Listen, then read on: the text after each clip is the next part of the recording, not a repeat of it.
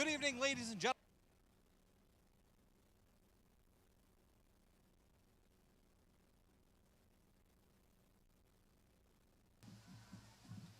Good evening, ladies and gentlemen, and welcome to another great season of Eisenhower football. I am Chris Wright alongside Stephen McDonald here for my first season. Very excited to be here, and we got a great game for you to start this football season. Lake Orion Dragons are here against Eisenhower. Now, Stephen, what are some key points that Eisenhower needs to get their first win of the year? Yeah, so Chris, a bit of a disappointing season a year ago for this Eagles team. 1-8, 0-5 in the MAC Red. We'll get to the MAC Red a little bit later on here this year, but a couple things that I noticed from this team last year, which we'll talk about throughout this game and throughout the regular season as well for this Eagles team. One of the biggest things that I'm going to be watching for in this game is their ability defensively to stop the run. The Eagles gave up around 200 yards rushing per game a year ago, over 350 to this Lake Orion team week one last season. So again, that's something that they're going to have to tighten up here this year. We got to speak to the head ball coach right before the game. Let's go to him. Coach, new season, fresh start for the Eagles. What are some expectations you have for your squad? So really the expectations is that they're competing this year. They're playing, from the first snap all the way to the last whistle, playing hard, playing tough football, just like Eisenhower's always been known for, with your toughness and your playing hard. And being able to compete. We want kids out there competing, and that's really our expectation for these kids this year. Good group of returning starters. You and I talked about it before we came on the air. What do they need to do to take the next step in their high school career? Well, a lot of it has to do with confidence.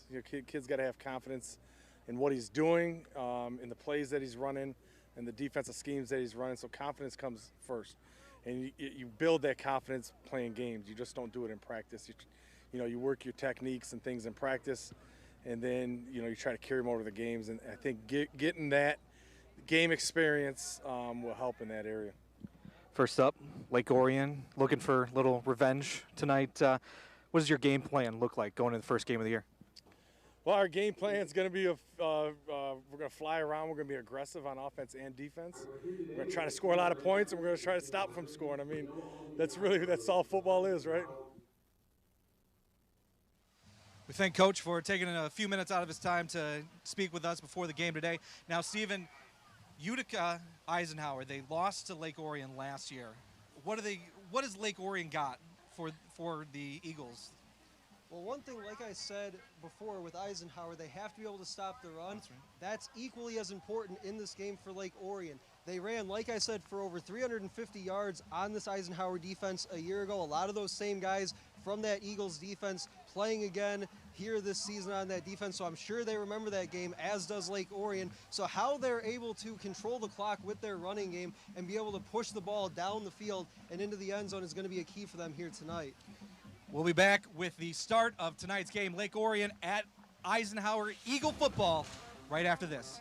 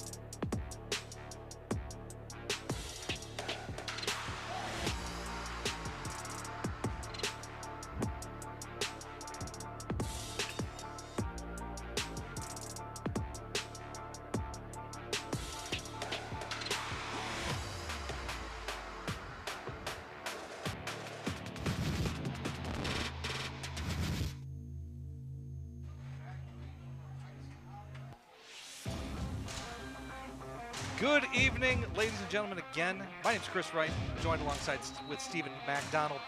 Ready for some Eagle football. The kick is away, and we are underway for the 2022 season. It's going to be a touchback, and we're ready to go.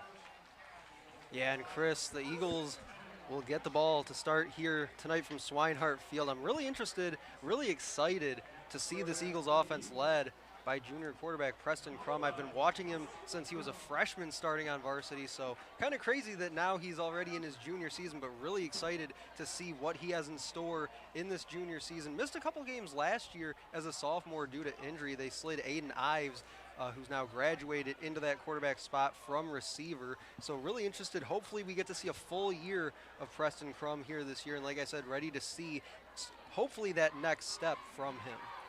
Well, here comes his first snap of his junior season. Crum in the shotgun. Terrell in motion, he'll take the handoff. Round all the way to the right, gets knocked out of bounds. That was Tayshawn Terrell with the run, about 6 yards on that carry.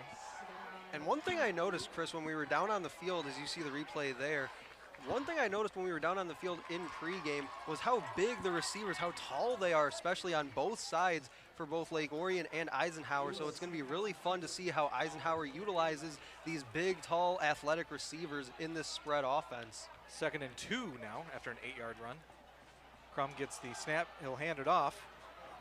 Trying to get around a corner, but unable to. Looks like we're going to get no gain. That was number 32, Bennett Cardamone on the carry.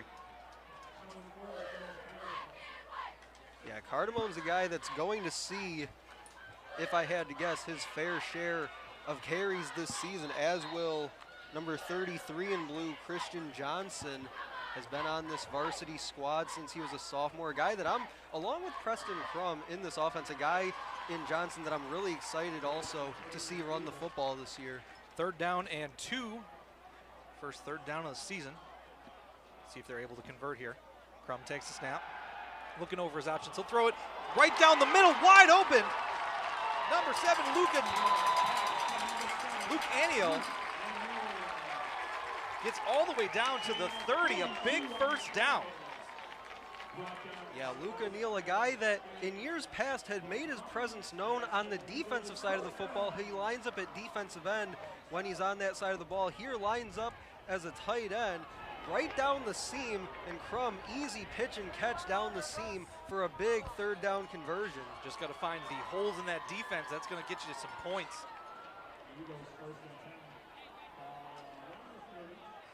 Crum will take the snap. He'll hand it off right up the middle. That's number 32, Cardamone again. Actually looks like Christian Johnson on that carry. 33, excuse me. And one thing as we take a look at the replay, and you'll see it here, one thing that we talked about off the air before tonight's game was I love the way he runs. He's athletic, but he's also really physical, and you saw there, he falls forward on every run. About a 1-yard gain there. It's 2nd and 9. Crum gets the snap, looking left, he'll throw it deep to the end zone. Just short, going for number 12, that's Hayden Bills. Number 7 for the Dragons, Matt Pakmara, the 3rd on the defense. Yeah, really good positioning by the defensive back, Pakmara. Just a little more air needed on that ball from Crum. Here comes 3rd down and 9 now from the Dragon 30. First drive of the game for the Eagles. Crum takes the snap. Throw the screen. Blockers in front, going all around right. He'll get a first down. Number 32, Bennett Cardamone, with a big reception, first down, move the chains. And an excellent play call by offensive coordinator Joe Youngblood. Sees the pressure coming off the edge, so he throws the screen right at it and beats it for the first down. Looked like there was a little bit of trouble there to start that play, but a beautiful screen, and it's a first down. And a couple nice, easy throws for Crum to start, really get his confidence going. That's something that I really like that Coach Youngblood's been able to do here on this first drive. Crum will hand the ball off. Looks to be about half a yard, maybe less. That was Cardamone. Excuse me, 33, Christian Johnson.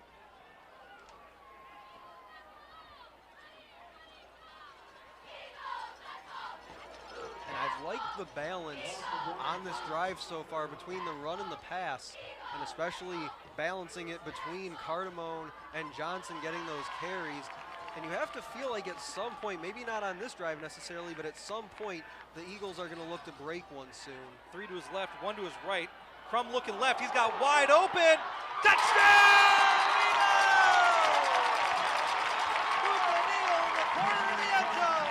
6-0 to start the game. And I mean, you can't get more wide open than Luca Neal was in the end zone, right at that Eagles logo in the left corner of the end zone. But that pump fake that Crum threw, that defensive back absolutely bid on it, and that allowed Luca Neal to just slide right past him to the end zone. Fino for the kick, and it's good. One drive, one touchdown, 7-0. Eisenhower takes the lead. This broadcast of today's game is a copyrighted presentation of the Michigan High School Athletic Association and Shelby TV. No reproduction, retransmission, or redistribution of the descriptions or accounts of this game may take place without the express written consent of the MHSAA and Shelby TV. Your Macomb County prosecutor, official athletic boosters for 2. I'll tell you what, Chris, that possession, that first possession by the Eagles offense, they made it look easy at times. I know Lake Orion was able to stop the run a bit there, whether it was Cardamone or Johnson, but when they went to the air, they put that ball in Preston Crum's hands, That's exactly what I wanted to see from him. That's when you take that upperclassman quarterback, you put the ball in his hands, and you say, hey, go make a play for us. Not only that, a great drive. 2 third downs converted on that drive. Great way to start this game, start this season. And now, as we talked about in pregame, this is where the test comes in. This Eisenhower defense will take the field for the first time this season, and I'm excited to see what their defense, especially trying to stop the run against Lake Orion, what they can do.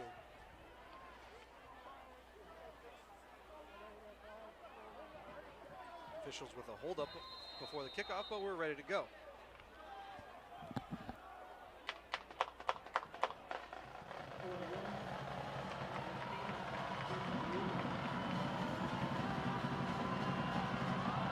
Kick is away, but we're going to get a whistle.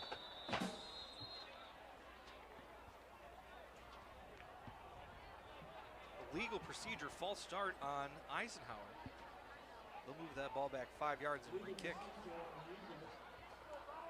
And that's one of those things, it's week 1, so these guys are obviously amped up, they're ready to go, they're excited, they're going to be a little bit jumpy, and that's something that I think you might have seen right there.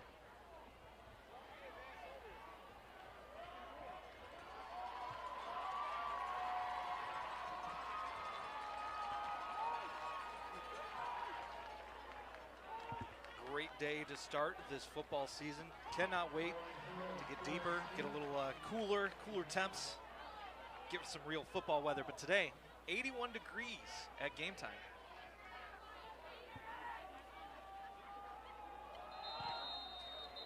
We're going to get another whistle before this kick.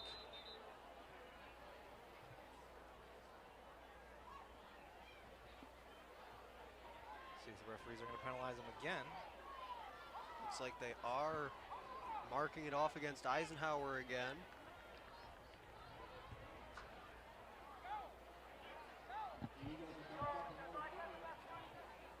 Another false start penalty. Now this is just going to help the Dragons here. You know, they can get a lot of yards here off this kickoff. Yeah, it definitely improves their field position pending this kick. We'll see how far it goes, but again, back-to-back penalties like that has to drive special teams coordinator Travis Maltop crazy. I can let that first one slide. Like I said, you're energized, you're ready to go, you're excited. I get it, but to do it back-to-back plays, that's just a little too self-inflicting.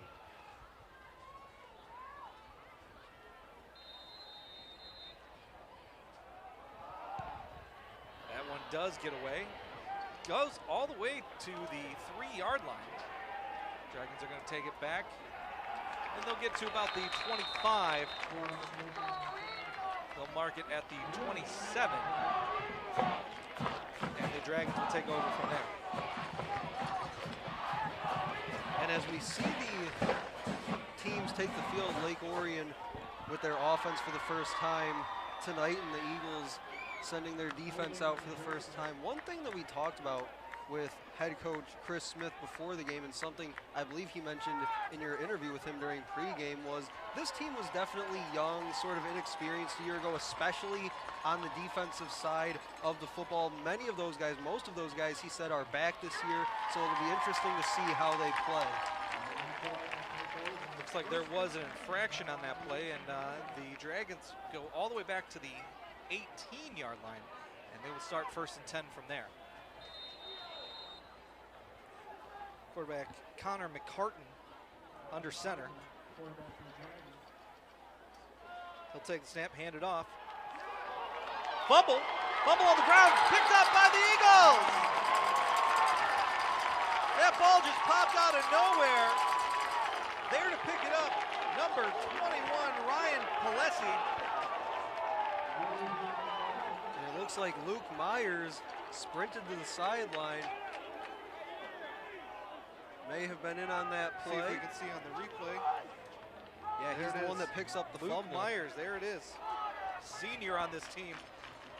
Great momentum here for the Eagles. So what a way to start for the Eagles defense. One play, they go run, and not only do you stop it, you force the turnover. Handoff, faked. Oh, looking to go wide right, but he just fell down. That pass was intended for number 85, Connor Temple. Just slipped. It'll be 2nd and 10. Yeah, it looks like Temple cut inside. Crum was expecting him to cut outside. Bit of a miscommunication there, but again, it's week 1 and it's the first quarter. That's something that as the weeks go on, they'll get that down. Ball on the 16, 2nd and 10 now.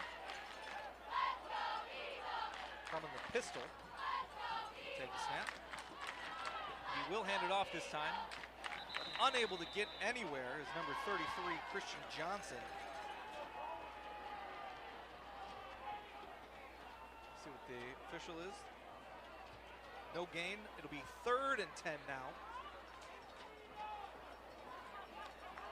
And we talked about 2 third-down conversions on that opening drive for the Eagles. They have one here. Let's see if they can make it 3 for 3 to start the night. Crum's got Johnson to his right. He's looking left. He'll pass to the corner of the end zone and just overthrows his receiver in double coverage, intended for Hayden Bills. This will be a 4th down. Yeah, and I may have mentioned earlier how tall these receivers are on both sides, but that one just a little bit too tall for Bills there. And the throw by Crum was a decent throw, but you see there from the snap, basically looking left the entire way, brought that safety over the top. So a bit of a dangerous throw there, but luckily enough, he just threw it out of bounds.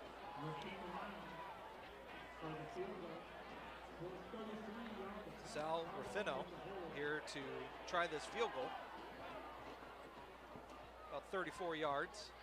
Kick is up, and it goes short. No good. So no damage done from the fumble. See if the defense can keep that momentum that they had from the last drive. Stop them on 3 straight plays right here. Well, we know if nothing else that Eagles defense is going to be fresh coming back on the field. And if you're the Dragons offense, you have another shot at it. Make up for the fumble on your first possession.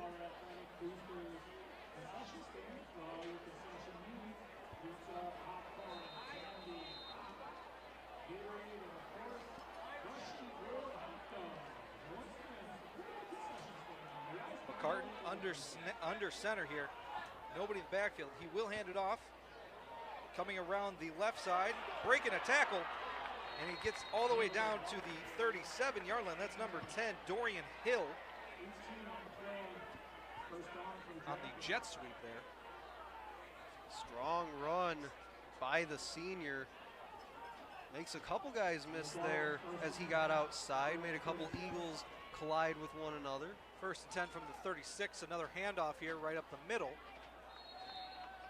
Eagles are able to make a stop after about 2 or 3 yards there. Dragons seem to be a little up-tempo here to start this game. Yeah, they won't necessarily huddle on this play. They'll check with the sideline, then get themselves set. But yeah, a bit of a faster pace to their game so far. McCartan under center. He'll hand it off up the middle.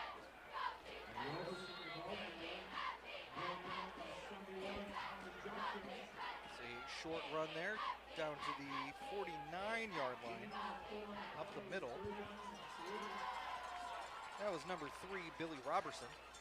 And they're quickly up to the ball again. 3rd and 2 now. He'll pitch the ball back to Robertson. Trying to get around a corner. He is stopped before a first down, right at that 45-yard line there. About a yard short of the marker. And an excellent job out on the edge by this Eagles defense. Couple Eagles getting in there on the tackle. They're going for it here. Cody Raymond was one in on the stop, as was Luke Myers. Second time we've called his name already tonight. Changing the play at the line.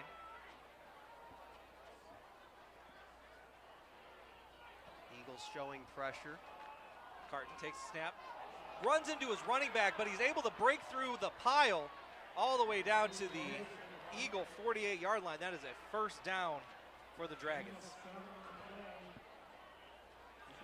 Billy Robertson able to just find the lane right here. Looked like some trouble there, but is able to get the first down. And I'm sure if we were to ask head coach Chris Bell about that run, it wasn't pretty, but it got the job done all the same. He'll take the snap, hand it back to Robertson. Just falling forward, he's able to get about a yard there. He's second down and 9. And a strong play on that play by the Eagles defensive line, just shoving the interior of the Dragons offensive line back into the backfield. That's where you saw the running back had that little collision. That was one point. That was one point that Chris Smith had to tell us. They got a lot bigger on that O-line and D-line, so it's very exciting to see here for the Eagles this year. Yeah, when you have a younger team, primarily sophomores and juniors like they did a year ago, now those guys are juniors and seniors. They get a little older, they get a little bigger, a little bit stronger, and like you said, that's what we're seeing on both sides of the line of scrimmage so far here tonight. Darren Jones had that run up the middle for no gain. It is 3rd and 9 now for the Dragons. McCartan in the shotgun. He's got Robertson to his right, looking to pass. Coming from behind, another strip sack, picked up. Let's see what they call. No, they're going to call 4th down. They're going to say Billy Robertson jumped on that ball. Looked like the Eagles might have gotten on top of it first, but Robertson, the second, is the one that comes off the pile. Let's look at the replay here. Beautiful strip sack.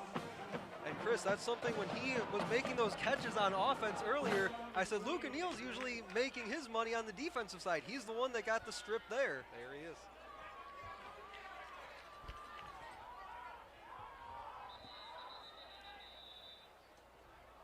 Timeout called by the Eagles. That was one thing that I did get a chance to talk to Chris Smith about, the head coach, earlier, talking about who, if anybody's going to play both offense and defense, he doesn't like to do it. You know, he wants to try to keep his players fresh, try to be able to, you know, give them a chance to play what they are good at. But you're seeing Luke O'Neal here, caught a touchdown, got a strip sack right there. But you know, we'll see if he continues to play both ways. Yeah, and so far, really liking what I'm seeing with this Eagles defense, especially up front in that front 7. They have Lake Orion backed up all the way to 4th and 20 on their half of the field. They really had just that one run early on that they gave up, but so far 2 fumbles forced, 1 recovered. So if you're their defensive coordinator, you can't complain too much. Here comes the punt from the Dragons. Swirling punt all the way back. It'll land at the 10. Are they gonna, they're gonna say that a Eagle touched it. And it's gonna be dragon ball at the Eagle 2. And that is about as unfortunate as it gets for the Eagles defense. You get the stop, it's a big stop, 4th and 20. As we try to see, yeah, it looks like number 30 tried to jump on it, just misplayed it. Slipped right out from under him. Yeah, really unfortunate. Charles, a junior on this Eagles team, and unfortunately now for Eisenhower, that sends their defense right back out on the field after they thought a moment ago they had a stop, and now to make matters worse, they're backed up to their 2-yard line. 1st and goal now for the Dragons. McCartan takes the snap. He'll hand it off, and that is a touchdown. Lake Orion Dragons. Hold on, they're still clearing the pile, but Lake Orion's celebrating like they got in, and now we see the touchdown.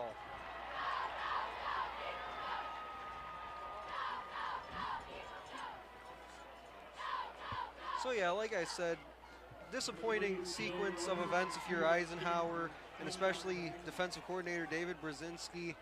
You thought your team got off the field, give it right back, one play and they're into the end zone.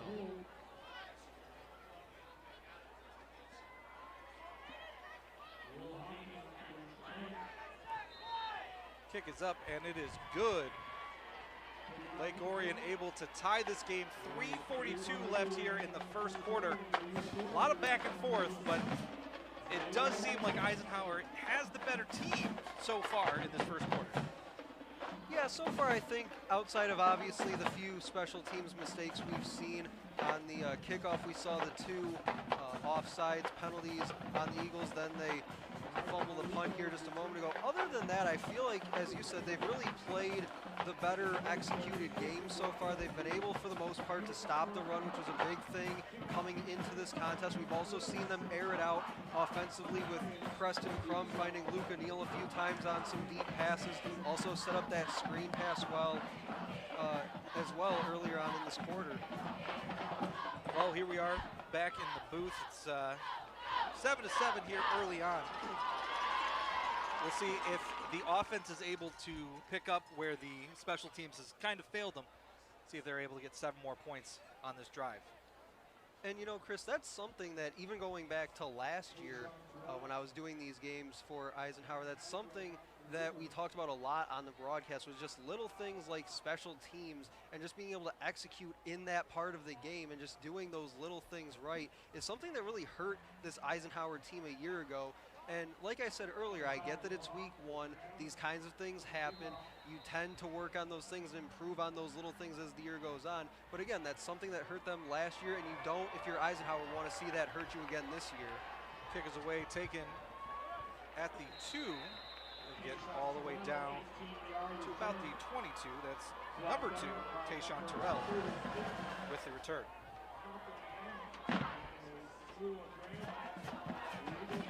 Yeah, these skill guys for Eisenhower are just freakishly long and athletic. I think they're going to be a lot of fun to watch this season, especially if Preston Crum can be making the kinds of throws that he's made here in the first quarter. Giving those guys an opportunity to go up and make a play on a ball is going to be really exciting for this offense. Crum will take the snap. He'll throw to O'Neill. Breaks one tackle, trying to get around to left. Down the sideline, he'll get tackled there at about the 40-yard line. A pickup, 18 right off the bat. Offense right back, rolling.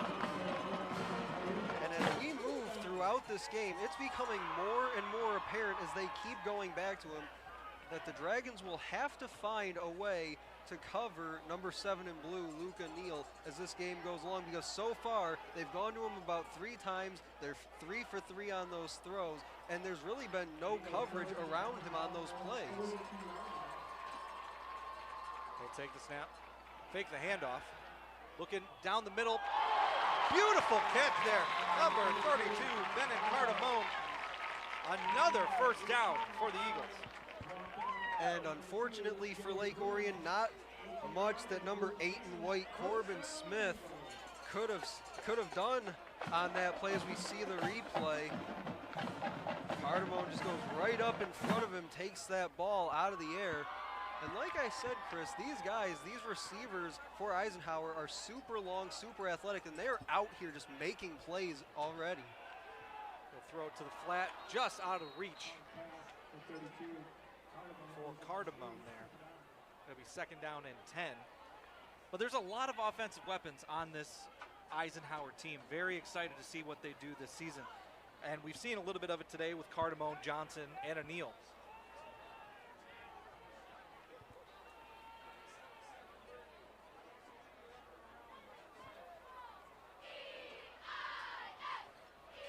It's no coincidence that all three of those names are also all seniors playing out their final year here. Crum takes a snap, he's looking right, he's gonna throw it deep and falling down. They're gonna get a flag. Intended for Tayshawn Terrell, it's gonna be a pass interference.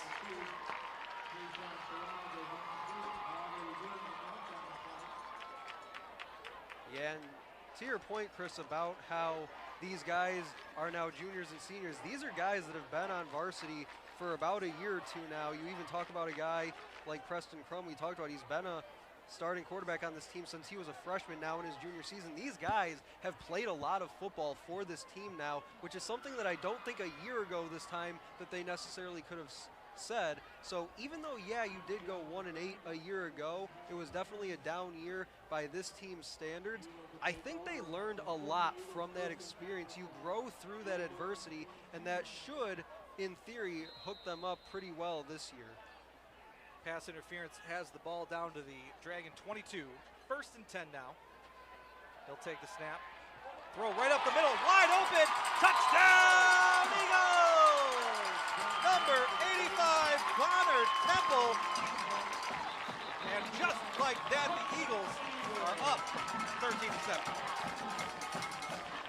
And I love, absolutely love, the play action calls here in the first quarter from offensive coordinator Joe Youngblood. Goes back to it there. And what an excellent job on that play action by Preston Crum.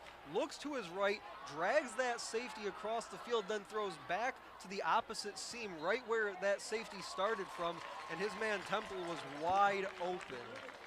Bad snap, but Ruffino is able to get the ball through the uprights. It is now 14-7.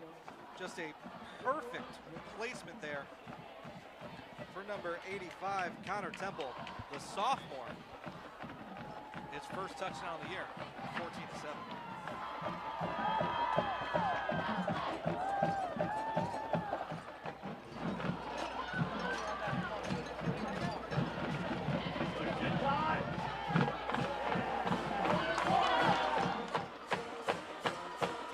Touchdown again, right up the middle.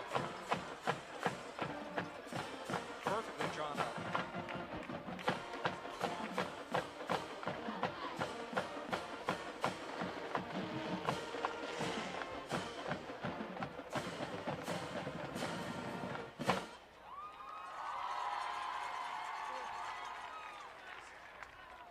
So we've got 2:18 to go here in the first quarter from Swinehart Field.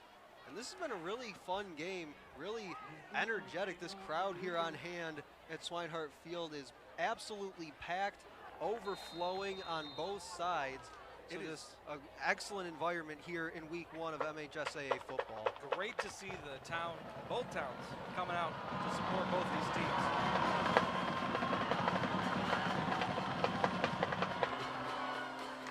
Kick is away with no penalty.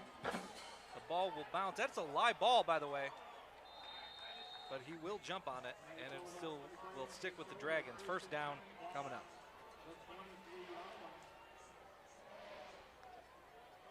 And you mentioned, Chris, both sides, Lake Orion and Eisenhower especially, showing out here tonight in support of their teams. Neither team really had a strong year a year ago. Eisenhower, as we said, 1-8 last year. Lake Orion 3-6 in their respect. So both teams having somewhat of a down year last year, but clearly both sides believe that there is something around this team here this year to get excited about. First and 10 now from the 23-yard line. He'll take the snap, hand it up up the middle.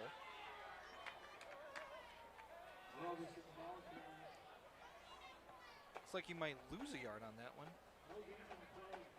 They're going to say no gain. It'll be 2nd and 10. That was Tristan Hill taking the snap on that play.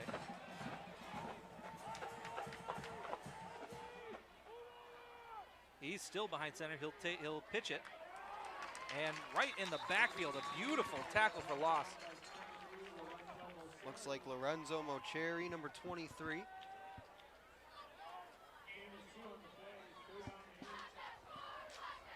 that's definitely a good sign in the early going. If you're a defensive coordinator, David Brzezinski, seeing your guys meeting the ball carrier at the line of scrimmage right there in the hole and being able to make that tackle. Saw some missed tackles at times a year ago, and that's something they've definitely cleaned up. Hill avoids the sack. He's going to run it now. Ball pops out. Unable to grab it. The Dragons are able to land on it, but that was a huge hit in the open field. Hill just coming in for his first series there. It's going to be 4th down and 8, I believe. And Samuel Blakely, the big offensive lineman, right place, right time, as that ball just shot out of there. Just falls on top of it to at least save possession for Lake Orion. One key point to remember now, this is the 3rd drive, really the 4th drive with that fumble on the punt. 3 forced fumbles for this Eagle defense. Punt lands at about the 42. Looked like he might have touched it again, but they're going to say no, it's just going to roll. All the way down to the 26-yard line. It'll be Eagle football. And Chris, you talked about those 3 forced fumbles, really essentially on, let's say, 3.5 possessions here. That's something that when you talk to head coach Chris Smith in pregame, he said on both sides of the ball, it's simple. We just want to fly around, make plays, just try to do what we can, and that's something that defensively, this team has taken that to heart. They've taken that challenge head on and said, hey, you know what? We got ran over a lot last year. I talked about in pregame. This Lake Orion team ran for 350 yards against them a year ago.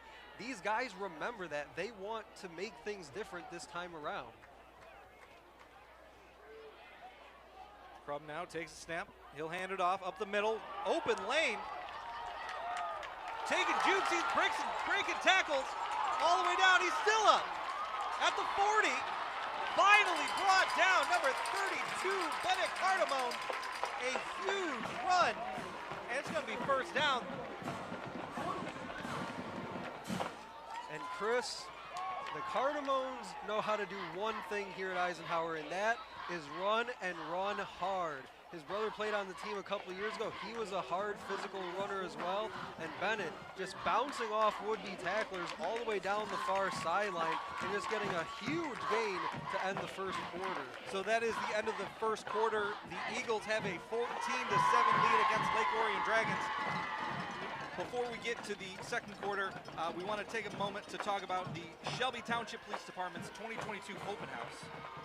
Yeah, they'll have a K-9 demonstration at 11 a.m. and 12:30 p.m. Also drone demonstrations. They'll also have the Shelby Township Tactical Response Unit on hand as well.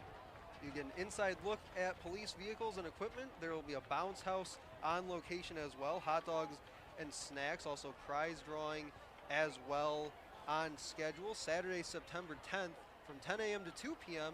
at 52530 Van Dyke Avenue, Shelby Township, 48316. Anywhere that there's free hot dogs, you can find me. Very excited. I don't know, Chris. I think they had me at Bounce House. Oh, the bounce house. You're going to take a few jumps there? I think I might tear my ACL.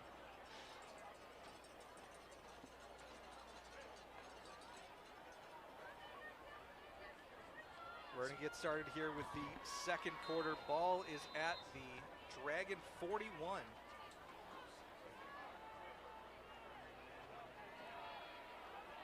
Now we see Eisenhower quick to the line, something Lake Orion did a couple times in the 1st. Crum takes the snap. He'll pitch it to Terrell. Terrell getting around a corner. See where they mark him out. About the 39-yard line. That's a gain of 2 on the play.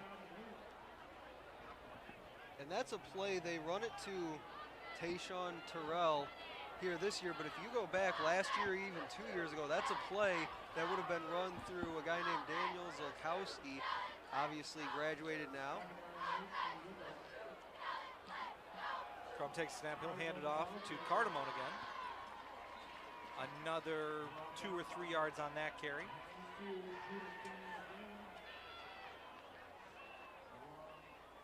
It'll be 3rd down and 6 now for the Eagles.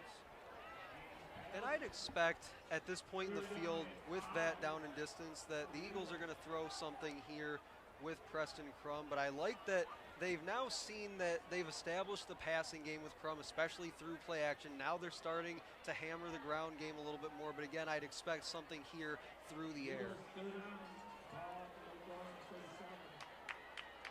Crum takes a snap, looking right, he'll throw it low.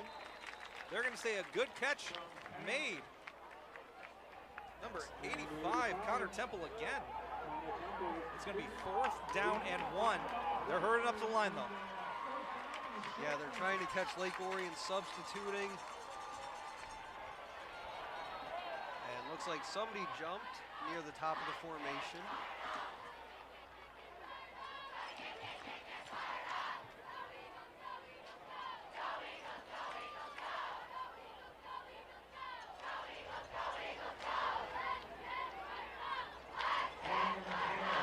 Start on the Eagles. So now that 4th and 1 brings them right back to 4th and 6 now.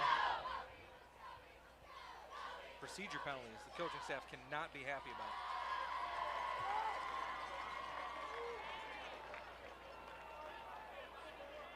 Crum takes a snap.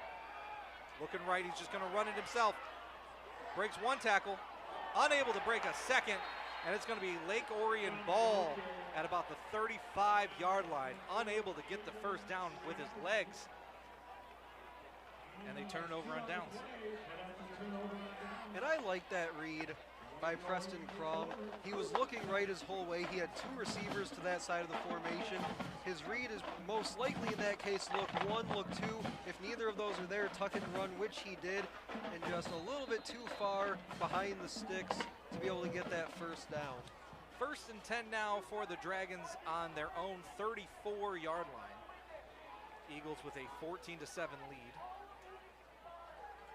Handoff now, around the corner, and tackled from behind. That is number 22, Darren Jones Jr.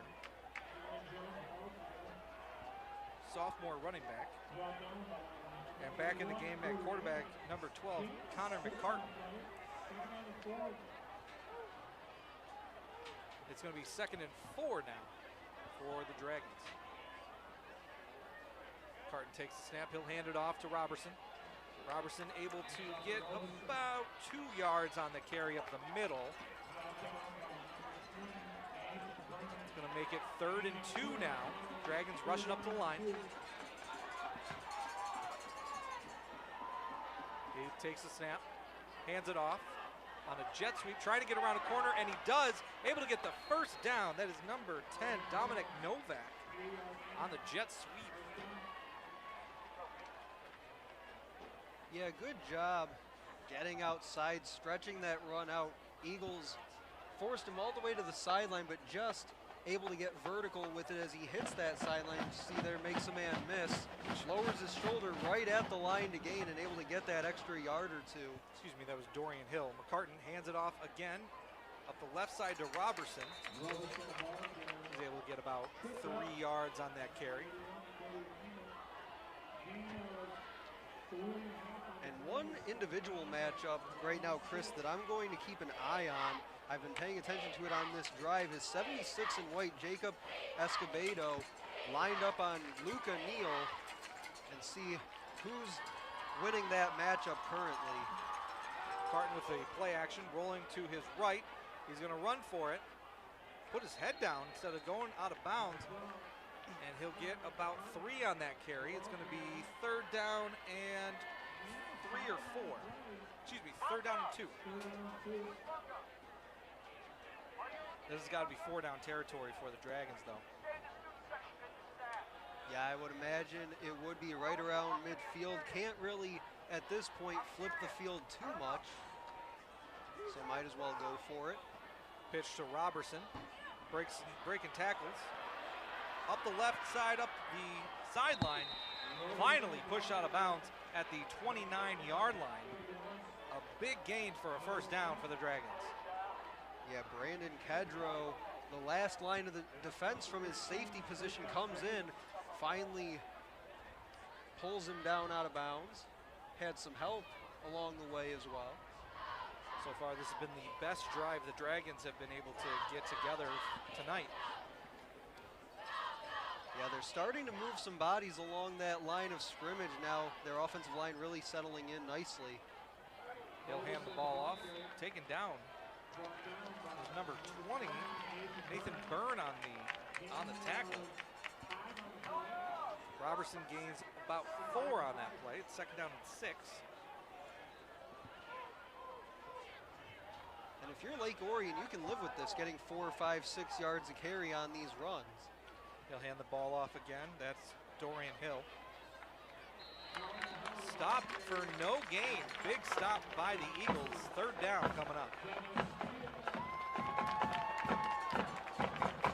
Yeah, and this is really where the Eagles need to be sort of bend but don't break in this part of the field, especially this down and distance, 3rd down and 6, and get off the field and get the ball back to their offense. But also, as we've talked about, can't have those mishaps in the special teams game either. Carton takes the snap. Looking. Is able to get sacked, but we got a penalty flag.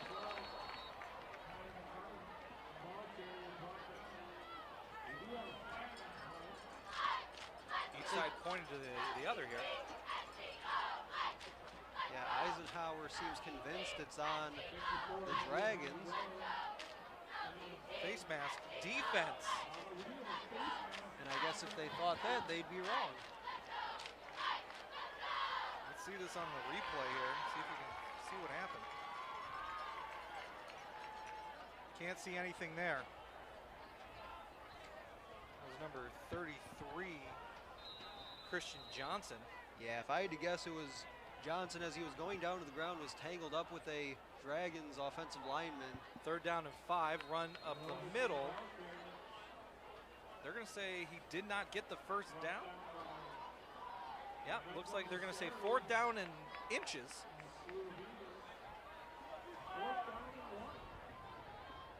Let's see if the Dragons can continue this drive or if the Eagles get a stop. He'll take the snap, run up the middle, and he'll get the 1st down. Yeah, they'll mark him at the 14, so got a couple on that run. Good run on 4th and short, just driving his way through that pile. Not really much room for him to wiggle through, but did find just a bit of a crease. 1st down and 10, McCartan takes the snap. Delayed handoff to Robertson, and he's able to trip his way for about 3 or 4 yards there. It'll be 2nd down. Clock continues to roll, just under 6 minutes here left in the 1st half. And it's going to be so important for the Dragons to come away with points on this possession in case they do not get the ball back before the half, although they should get the ball to start the 2nd half. Carton fakes the handoff. He'll throw, goes over the head. Intended for number 20, Caleb Jones. It'll be 3rd down and 7.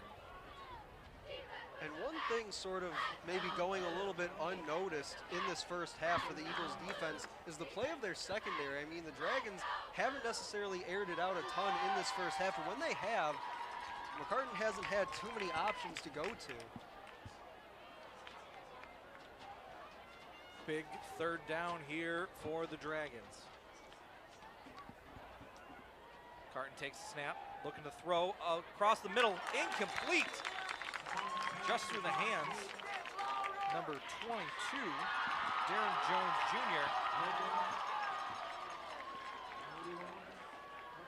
Dragons trying to beat Eisenhower almost at their own game. Little play fake, drop back, try to throw over the middle, but again, the Eagles secondary hasn't given him much to work with in the passing game so far in this first half. Now for the field goal, it's number 25, Will Hoffman. Kick is up, and it's good. With 5:22 here to go in the first half, the Dragons add 3. It is now 14-10. The Eisenhower Eagles have the lead.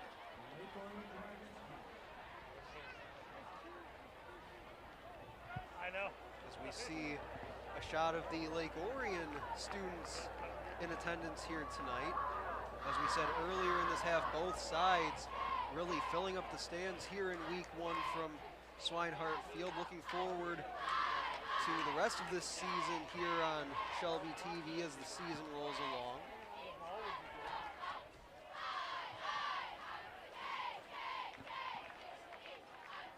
See if the Eagles are able to get some points here with just over 5 minutes to go here.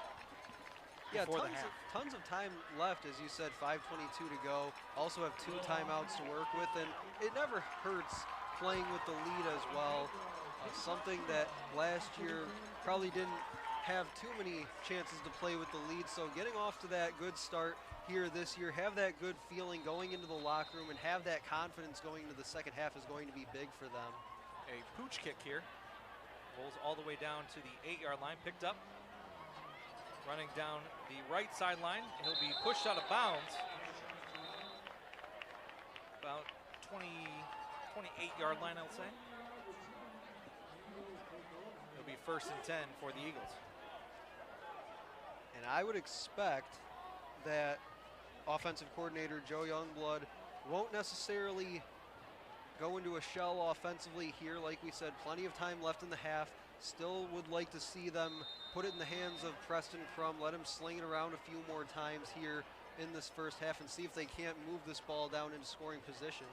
Crum takes the snap, he'll hand it off. Running up the middle, bouncing off tackles. Legs are still moving. And they'll give him about 3 yards on that carry. That was Bennett Cardamone. Yeah, it's really fun watching these Eagle running backs with the ball in their hands, always keep their feet moving, always trying to fall forward for extra yardage, and that's something that you saw there on that last run. Even if he didn't get much on the run, only got about 2 or 3, but just always trying to get that extra yard. If you can average 3 yards a carry, that's going to win you a game. 2nd and 7 now for the Eagles. Crum takes the snap, fakes the handoff. He's going to roll out. Still looking downfield, but he'll tuck it and get pushed out of bounds after gain about 3 or 4 there. 3rd down and short coming up. And again, a good decision by Crum. The pressure was obviously coming. As you see 41 there in white tracking him in the backfield. But again, a good decision just to tuck it and run and try and at least get a few yards out of it to set themselves up with an easy 3rd down and 2. 3rd down and 2. Clock stopped at 4:23. If they're not able to get this, they don't want to leave a whole lot of time for Lake Orion.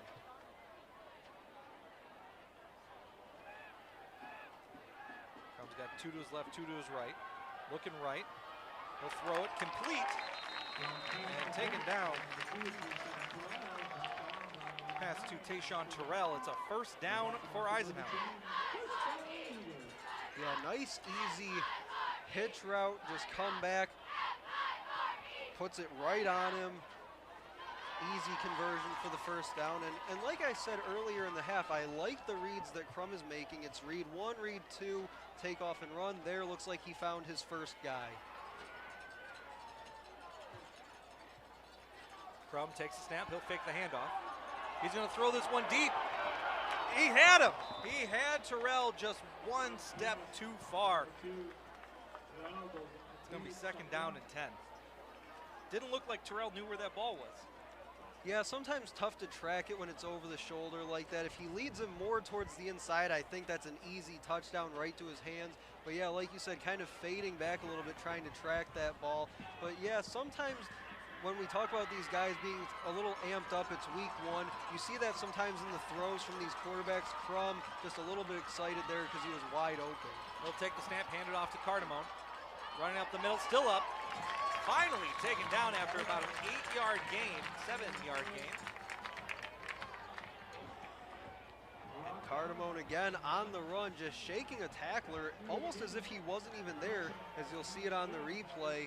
Just cuts it back to his right, shakes off that tackle, keeps his feet moving, and able to pick up a couple.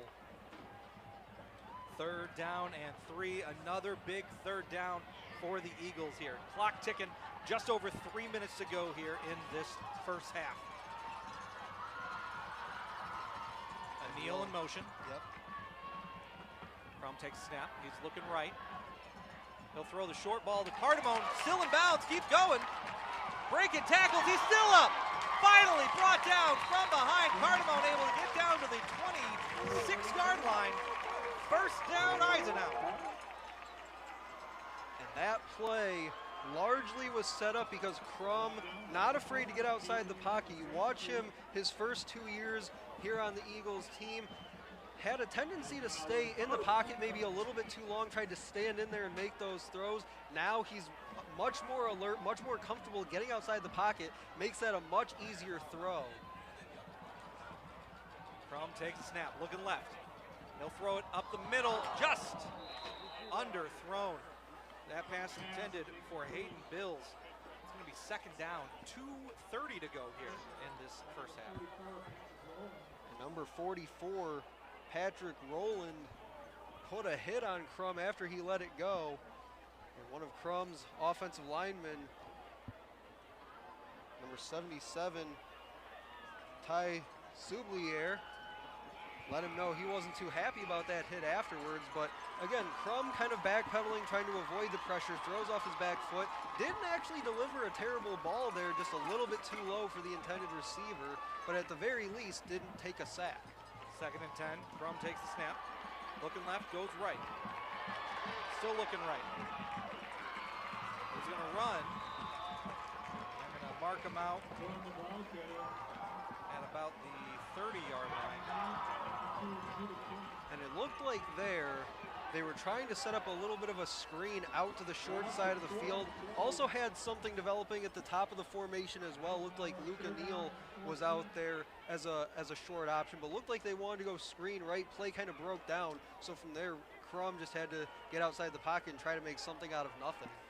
Crum's got Damasi and O'Neal to his left. Kedro and Terrell to his right. Looking left, trying to roll out. He's got defenders chasing him. Crum all the way down. Ooh! Stopped just before a 1st down. A big hit out of bounds. That's going to stop the clock. It'll be 4th down here. Yeah, Caden DeGraffenried absolutely lowering the shoulder on Crum. As you see, Rowland came in on Crum a few plays ago, was trying to chase him down from the backside, but DeGraffenried got there first. 4th down and 2. The clock's still ticking. 1:45 to go. They're going to go for it.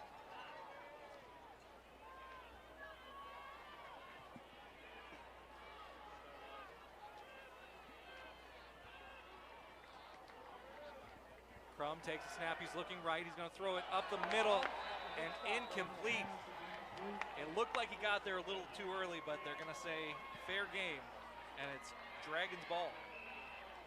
And a big stop for this Lake Orion defense. The Eagles chewed up about 4.5 minutes on that possession. They come away, though, with nothing. So, again, a big stop. They now have a chance with 1:26. Still 3 timeouts to work with, does Lake Orion, to try and maybe come back and put something on the board before halftime. And remember, they do get the ball to start the second half as well. It's a big 2-for-1 opportunity here for the Dragons.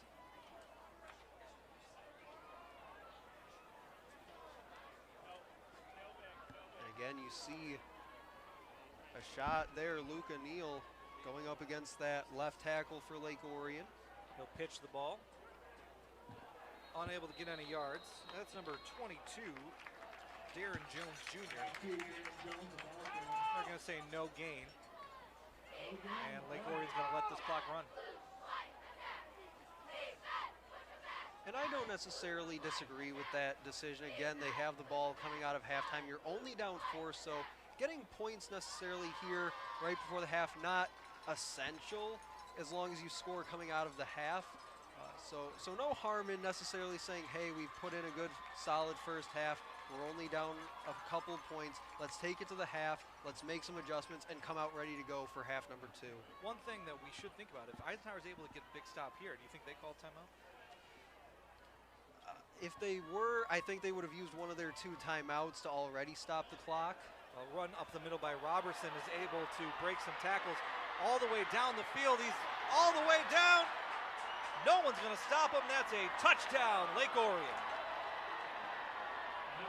Right as I say it, the opposite comes true. Yeah, Chris, I like to say it all the time when stuff like that happens. That's why we're up here and they're down there, the coaches making the calls.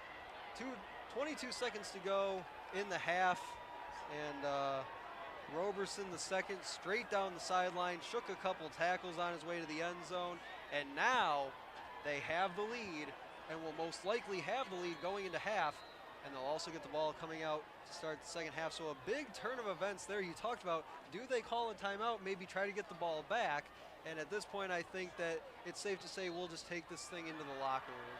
Kick is up and good. Lake Orion able to take a 3-point lead. 22 seconds to go here in this first half. As we take one last look at that run, great vision by Roberson. Eyes downfield, saw where the open area was and just knew that if he could get to that sideline, he could turn it into a track meet, and that was something that he knew he was going to be able to win if he got there. He did, and he just went straight down the sideline. And it's funny too, Chris, because prior to that play, I was going to say the Eagles defense was going to make it into the halftime locker room, feeling pretty good about the way they handled the run in that first half of play. Maybe now that's a little bit of a different tune. Because really, other than that run, they had the, 10 or 12-yard gain way back in the first quarter, one of the opening possessions for Lake Orion, but they also got helped out in that first quarter by the 3 forced fumbles.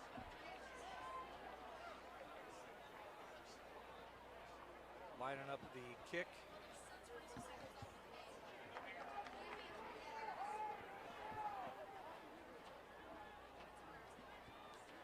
Now, if you're Eisenhower, especially with the miscommunication you've had on special teams this half, maybe you're thinking run back here to end the half. Who knows?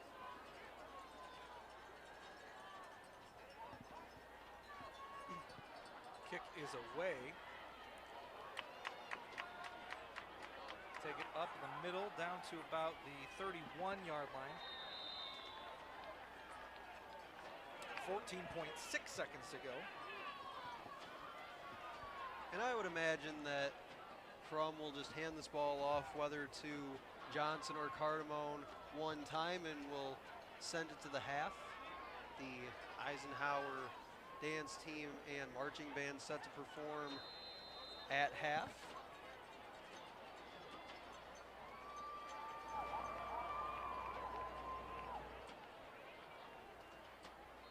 He'll take a knee, and that is going to do it here for the first half.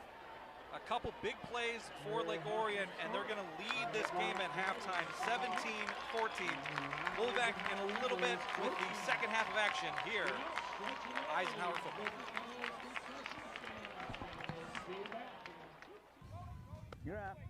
There's an old saying, you can never have too many officials. The age of the average official is 52 and getting older all the time. We're constantly recruiting new people, younger people to join us. After you register with the MHSAA, look on the website to find an officials association near you. They'll put you in a position to succeed as an official. We all learned a lot from high school sports, and officiating is a great way to give back to the game. There's help wanted, just whistle. Touchdown, Shelby.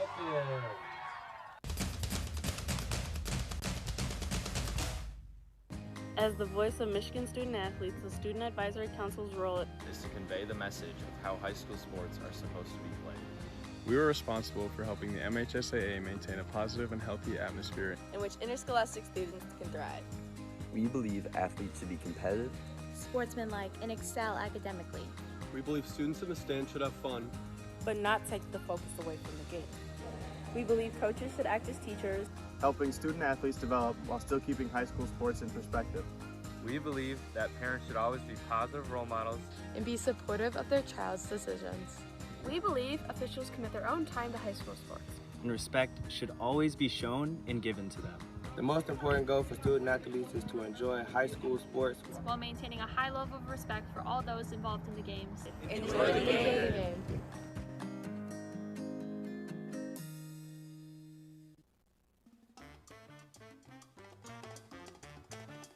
We would like to thank Esplendido Mexican Cuisine for their 20-year sponsorship of both Utica and Eisenhower football coverage.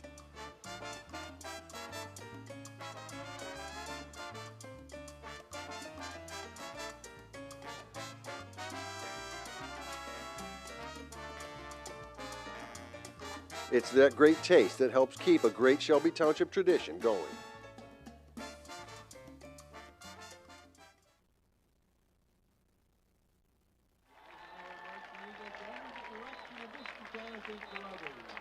With field direction from drum majors Kayla Colby, Ethan Delbeck, and Rosie Seriaco.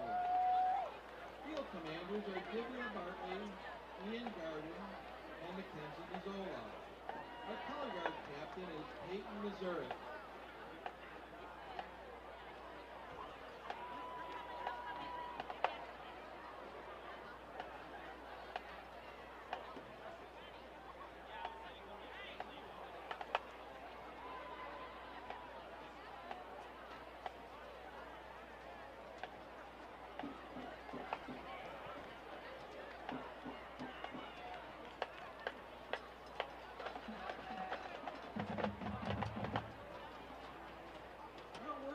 Colorful place. Look around you. The green of the grass, the yellow of the goalpost, the white on the goal line, and of course the blue and silver of our own Eisenhower Eagles. Our 2022 halftime performance called Colors and Hues examines music through this colorful lens.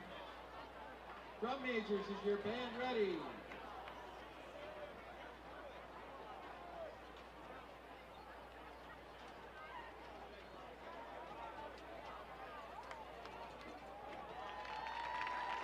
In our opener, all colors are the new black. In 2006, the band My Chemical Romance released the song Welcome to the Black Parade. This tune was named one of the Rock and Roll Hall of Fame songs that shaped rock and roll. This song is paired with another monster rock hit from 1980, AC/DC's Back in Black.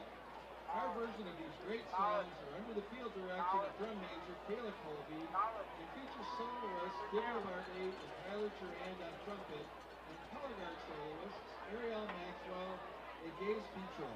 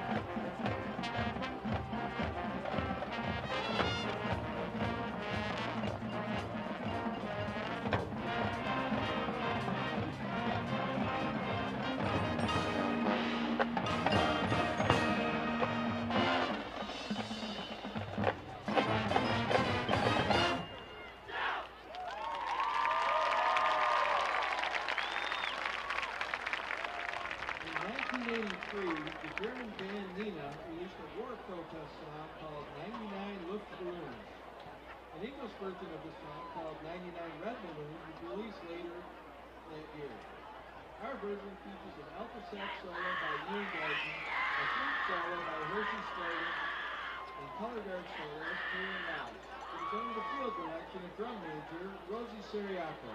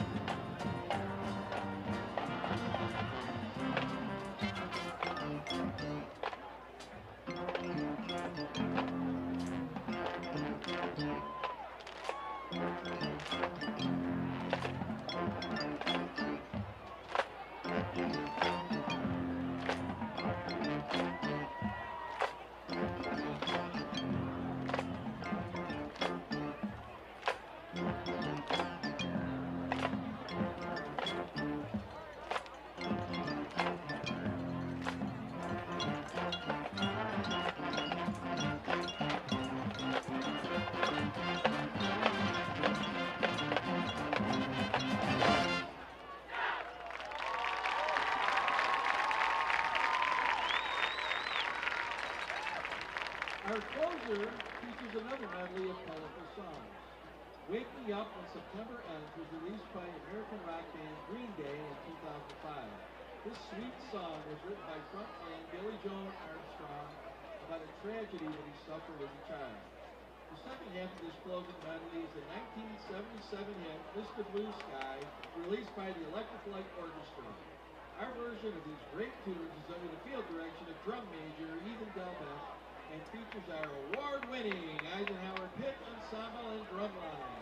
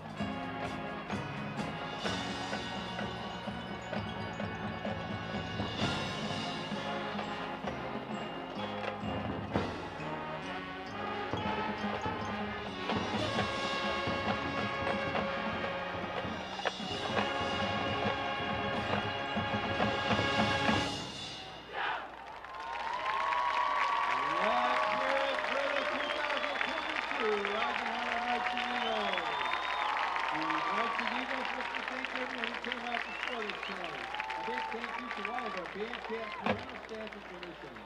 We would also like to thank the Eisenhower Instrumental Music Booster for their continued support. We hope you've enjoyed the sights and sounds of the 2022 Eisenhower Marching Eagles.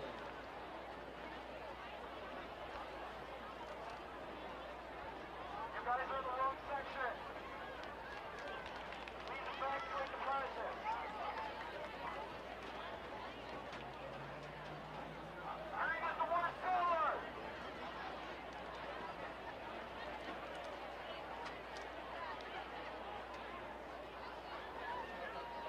Please welcome to the field your 2022 Eisenhower High School varsity dance team.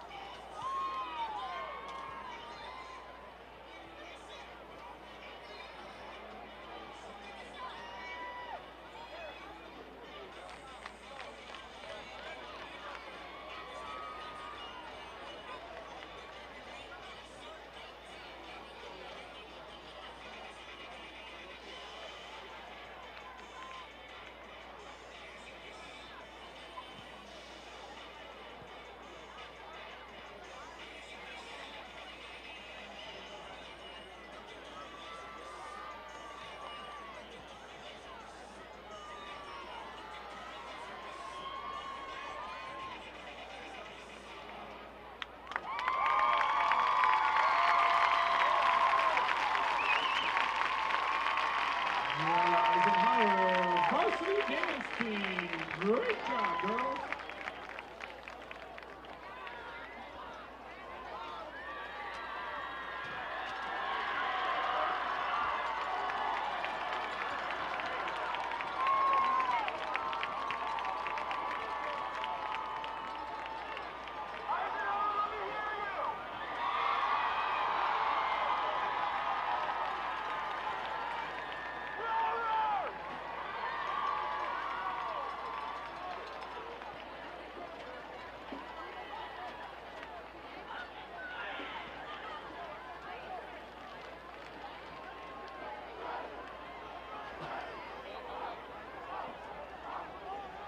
We got some out-of-town football scores. Halftime, Rochester Falcons 21, the Utica Chieftains 14. Halftime, the Romeo Bulldogs 14, the Oxford Wildcats 7. Halftime, right into the first quarter actually, West Bloomfield 20, Stevenson 7. And we have a final, Dakota 21, Brother Rice 7.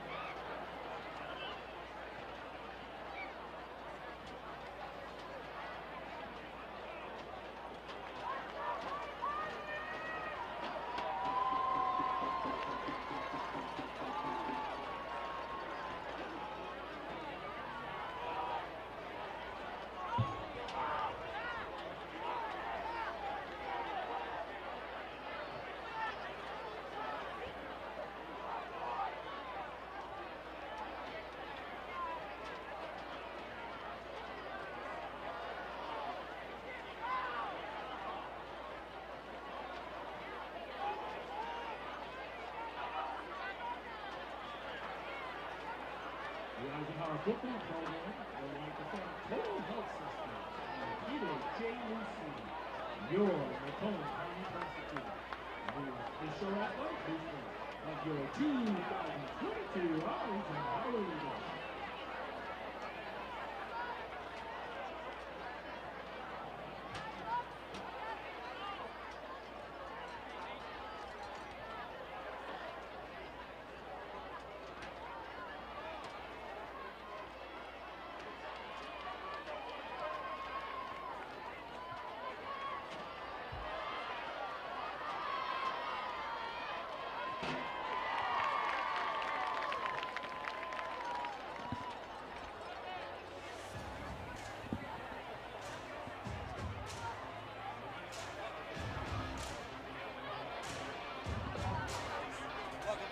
To a barn burner we got here. Eisenhower Eagles and Lake Orion Dragons. Dragons with a 17-14 lead here going into the second half. What a game that we've seen so far. Yeah, really great job on both sides. Lake Orion, Eisenhower in that first half of play. As you said, 17-14 our score. Eagles helped out a few times by the forced fumbles, recovered 2 of those, had a miscue of their own on special teams, the punt down at the right side of your screen for those of you watching on Shelby TV at home. But really, other than that, a pretty clean first half from both teams, I'd say. Eisenhower did fairly well stopping the run on defense. That's something that in the opening to our broadcast and pregame I said was something to watch out for here in this game. Just really gave up 1 or 2 big runs, but you go into half, you clean some of those things up, and we'll see here in just a moment how they come out to start the second half. But I thought for Lake Orion, other than the fumbles, they didn't play too bad in the first half. They were able to get some runs up the middle, especially that big one for Roberson there at the end. Like you said, it's only been those 2 plays that have really shot the Eagles in the foot here. The muff punt down at the end and that big run to score a touchdown at the end of the first half. But we're ready for the third quarter of action here as Eisenhower gets ready to kick the ball off. We are underway. Taken at the 5-yard line. Running up the middle, is able to break a tackle, but finally brought down at about the 25, 26-yard line. Kickoff taken by number 10, Dorian Hill for the Dragons. That'll be 1st and 10 for Lake Orion. Yeah, and Chris, you talked about that long run towards the end of the half that led to the touchdown by Roberson to put the Dragons up 17-14. The Eagles now have a chance to come back out, put their defense on the field, and let's see what they talked about at the half. Let's see what adjustments defensive coordinator David Brzezinski made at the half. One thing I'm looking to see here in this second half is I do want to see more Luke O'Neill. He had a touchdown there early on in the first quarter. He had a strip sack as well. See if he's able to get some more mentions on the stat sheet in the second half. He'll take the snap with a run up the middle.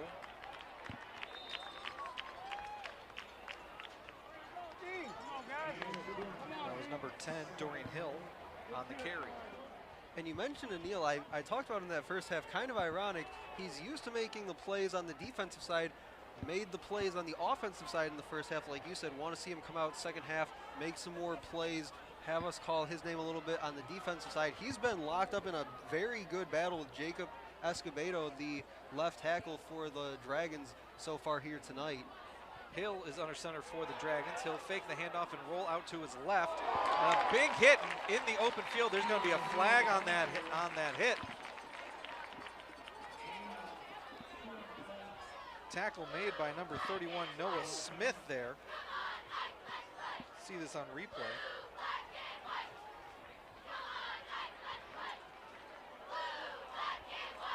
Holding call on the offense. Yeah, I wouldn't be surprised if it was on number 11 in white. Dominic Novak, the junior receiver, was kind of tied up with Smith there as he came in for the tackle. And I think that's what led to him kind of coming in low like he did on that hit. Maybe a hold, maybe a block in the back as well. Connor McCartan is under center now. They're going back and forth with their quarterbacks. He'll hand it up up the middle. Roberson again is able to get free up the left sideline. Finally brought out of bounds by number 1, Brandon Kedro. It's a big first down for the Dragons. And it's interesting that you mentioned running those 2 quarterbacks out there, McCartan on that last one. From what I've seen, they definitely like using McCartan as the quarterback to hand the ball off, but also maybe throw the ball a little bit.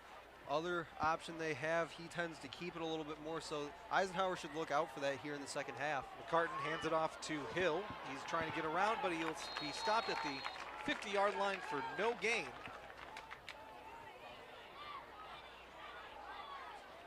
Yeah, McCartan, the senior quarterback on this team. Tristan Hill, just a sophomore.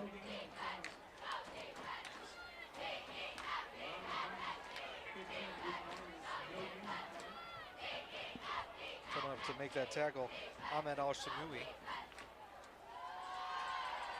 And that first Eagles tackler had a chance at it, just maybe didn't take the right line. Carton takes a snap, he'll hand it up the middle.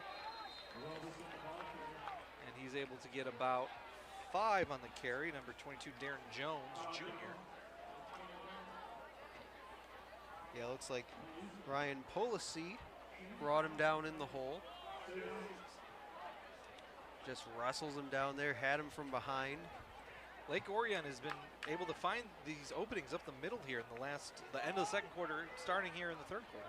And that could just be a byproduct of their offensive line settling in a bit more. Carton looking to throw. He'll get hit, but he's able to complete it to Hill. And he'll get down to the 29-yard line. A big completion on third down. It's first down for the Dragons. A good first drive here coming out of the FAF. Polisi off the edge. Doesn't look like McCartan really saw him, just able to get rid of it in time. Got rid of it in some traffic, also threw it into some traffic, but able to pick up the first down either way. McCartan under center. Puts a man in motion and landed off to Robertson. Taken down after a 3-yard gain there.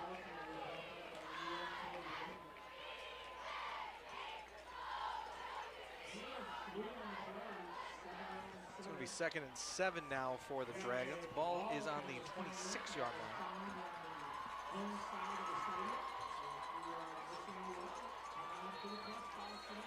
We're going to get a penalty flag before the snap here. See what we're going to get. Big false start on the offense. They'll lose 5 yards. It'll be 2nd down and 12 now.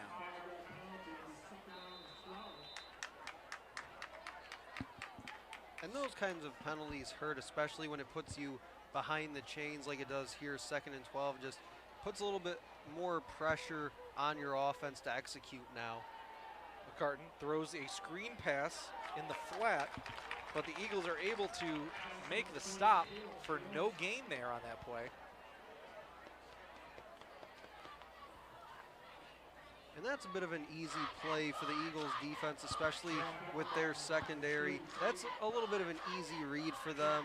Just swing it out wide. They're able to fight off some blocks. Polisi again getting there for the tackle. Already called his name a couple times here in the early part of the second half. Carton takes the snap. Looking to his left, he'll go up the middle. Deflected. Big, huge play there. And it may have cost him. We got an injured player for the Eagles. Trying to get a number.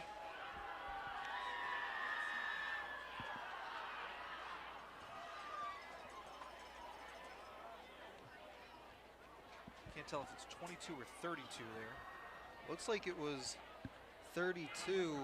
Cardamone, he went up, deflected that ball on his way down, just went down grabbing his leg, looks like around that calf area. And they are stretching it out, so hopefully just a little dehydration here. It's a hot night.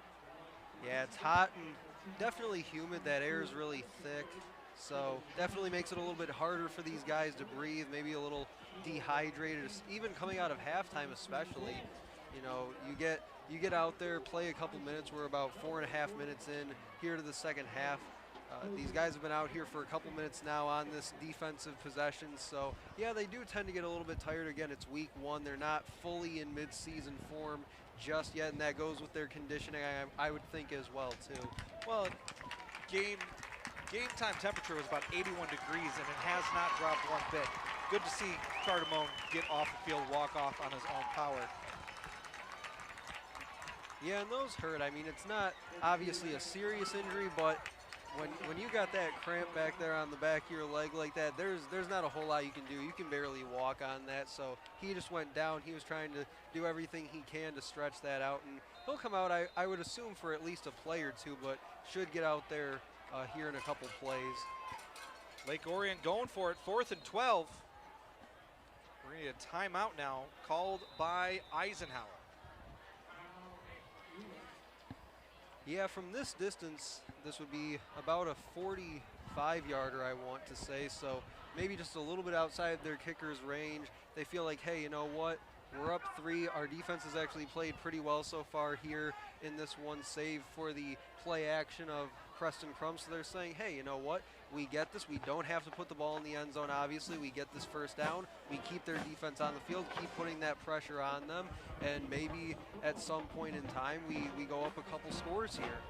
Now, here's the key for the Eagles.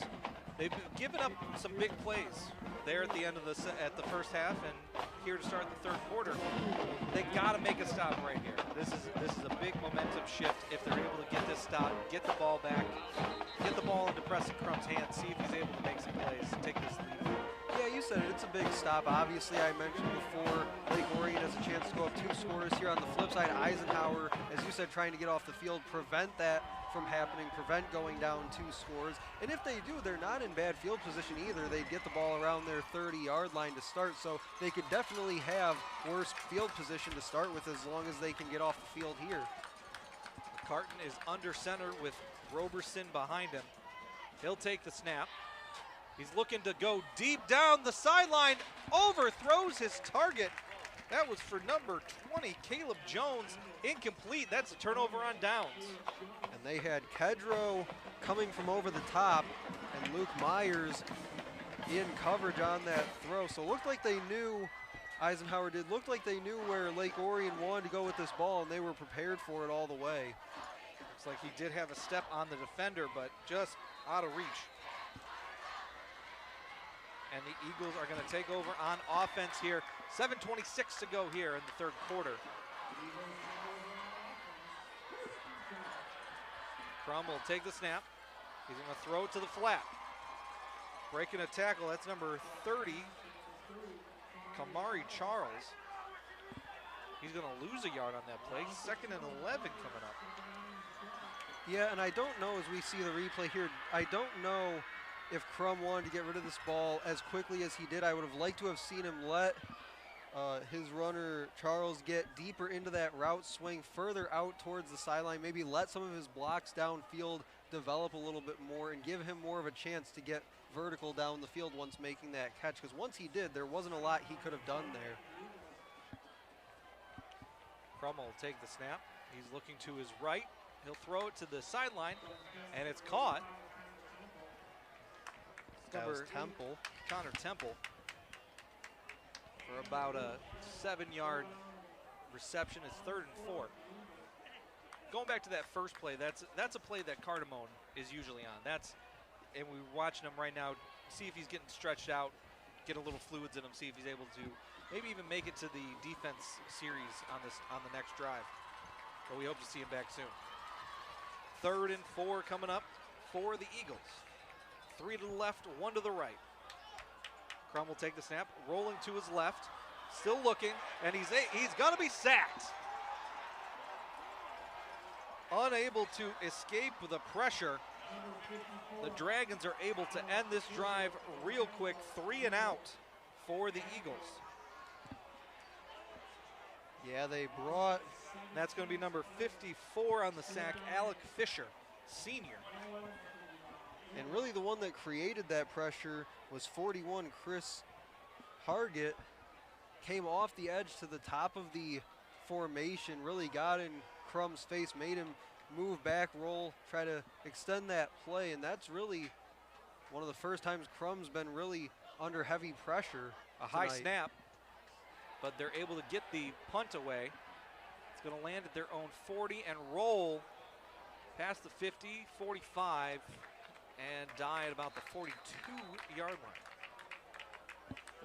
And a solid, favorable bounce for Eisenhower there. It took about a 12-yard roll once it landed. As you said, found its way to the other side of midfield. So all in all, not a bad punt for the Eagles. Puts Lake Orion on their half the field to start this drive, but also not bad positioning either for the Dragons to start this possession with a 3-point lead. Almost a disaster on special teams. Another special teams miscue with that high snap, but they're able to get the punt away. Now here come the Dragons.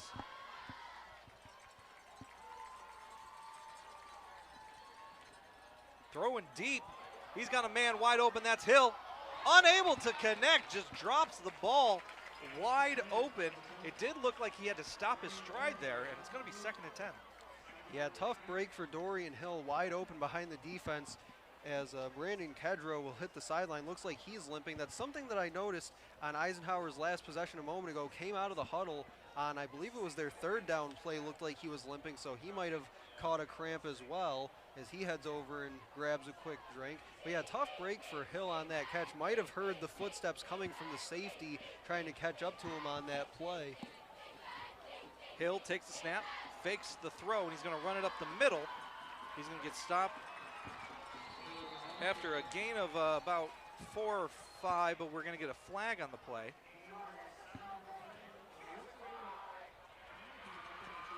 Yeah, it looked like an Eagles player grabbed Hill maybe up high a little bit, and they will get the face mask. Another brutal penalty now. Yeah, 2nd face mask penalty of the night for the Eagles defense.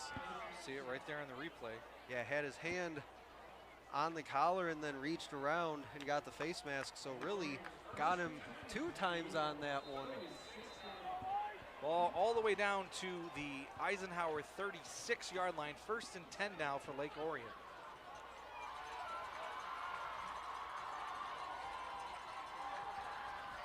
Hill looking, is going to run, and he's going to get brought down behind the sticks. Looked like he decided to run, but it's going to be 2nd down and 12 now. Yeah, Braden Kroll, number 55 in blue, the junior, came off that, fired up. Looks like he got in there to make the play. Now we're back to McCarron under center for the Dragons. 2nd down and 12. He'll take the snap, hand it off to Roberson up the middle, finds a lane, and is able to get about 5 or 6 on that carry. It's going to be 3rd down.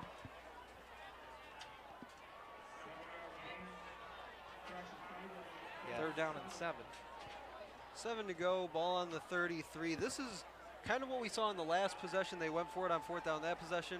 If they don't pick it up here, I'd imagine they'll go for it on 4th down again. McCarron takes the snap. Over the middle, unable to hit his receiver, number 20, Caleb Jones, with a case of the drops. 4th down. Yeah, and that's tough for McCartan to be putting the ball on these receivers like he's been, and he's at Hill and now Jones with drops here in this 3rd quarter. Just, again, a tough break. Would have had the 1st down, it looked like, had he come up with the catch. Garrett under center.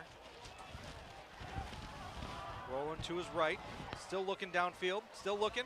He's going to throw it to Hill. Makes a man miss, makes a 2nd man miss, but they're able to finally get him down at the 8-yard line. It's going to be 1st and goal for the Dragons.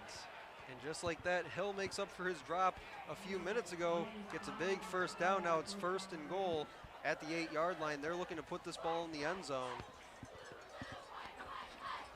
Also worth noting, some rain starting to fall here at Swinehart Field. People with umbrellas utilizing those. Ball doesn't seem to go anywhere on that one. It's going to be second down and goal.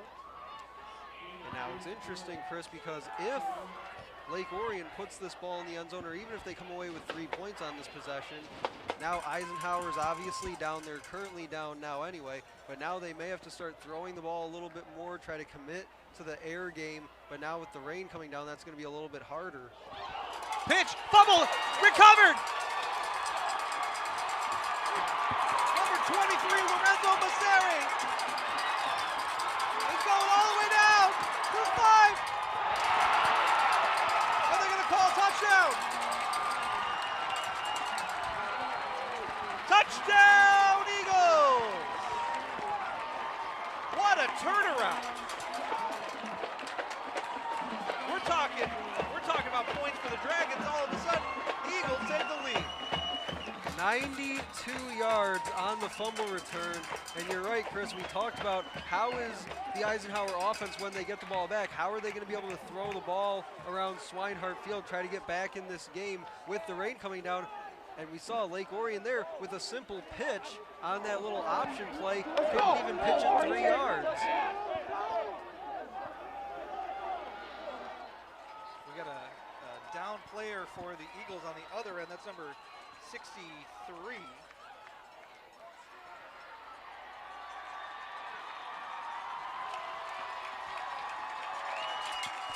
And he's able to get up and jog off under his own power.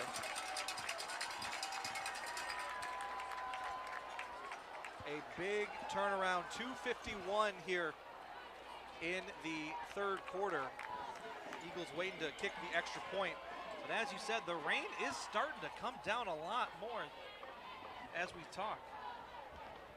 And I'll tell you what, Chris, on that return, the rain may have been coming down here at Swinehart Field, but the fans, the Eagles fans right under us here in the booth, they brought the thunder on that return.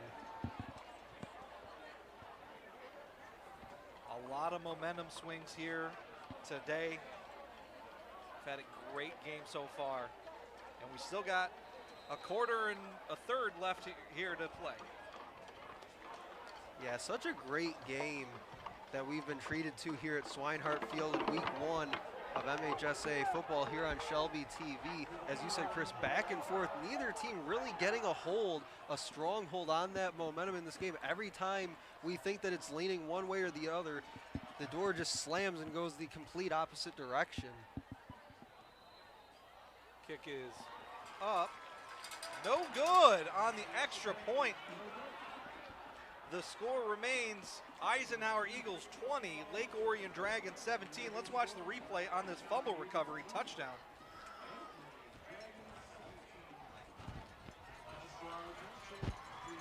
And it's almost as if Hill didn't expect that he was going to get that pitch. It seemed more reactionary than anything else, just trying to get his hands up to get a hold of it. But again, like we said, it's a little slippery out there. The footballs are going to get a little slippery rolling around on the turf, and right there just looks like it split right through his hands, and on the other end was Mocheri to just pick it up and run. You know, one thing we should know as the rain continues to fall, 3 forced fumbles in that first quarter for the Eagles. Let's see if they're able to get some more here in the third quarter. And I'll tell you what, from that, now this being That's the fourth. an unforced fumble, obviously, but their 4th of the game. I think it's safe to say we know what head coach Chris Bell is going to be working on next week in practice with his ball carriers.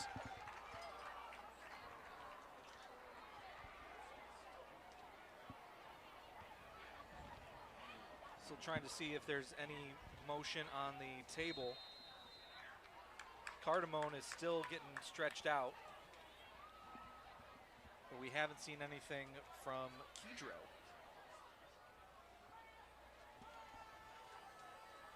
Yeah, it looks like Kedro's out there on this kickoff. Didn't really have to go too far, only made it to about the Lake Orion 40. So nice, easy jog for him. He'll stay out there and looks like he'll man his safety position. Good to see, good to see. We'll have the 1st and 10 now for the Dragons. Ball on the 20-yard line. But yeah, that extra point missed just a moment ago could prove big in this game. We'll have to keep an eye on that as we head towards the 4th and final quarter of play. Here from Swinehart Field, 20-17 is our score.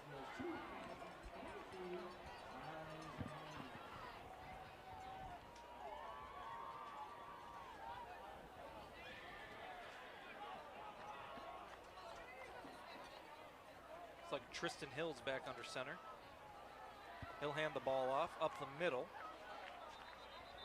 And then we'll gain about 2 yards on that carry. 2nd and 8 coming up.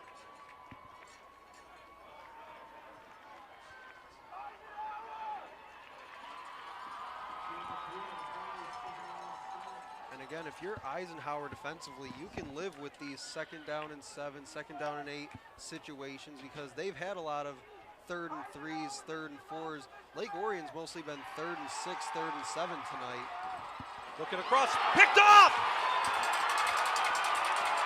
Touchdown, Eagles!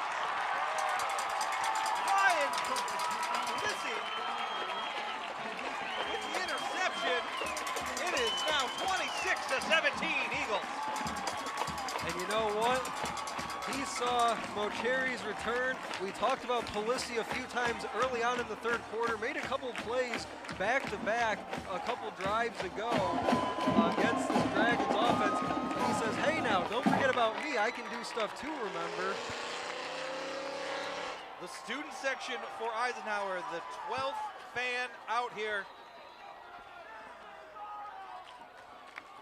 And just like that, 2 defensive touchdowns for the Eagles, and they're looking to go up 10 here with this extra point.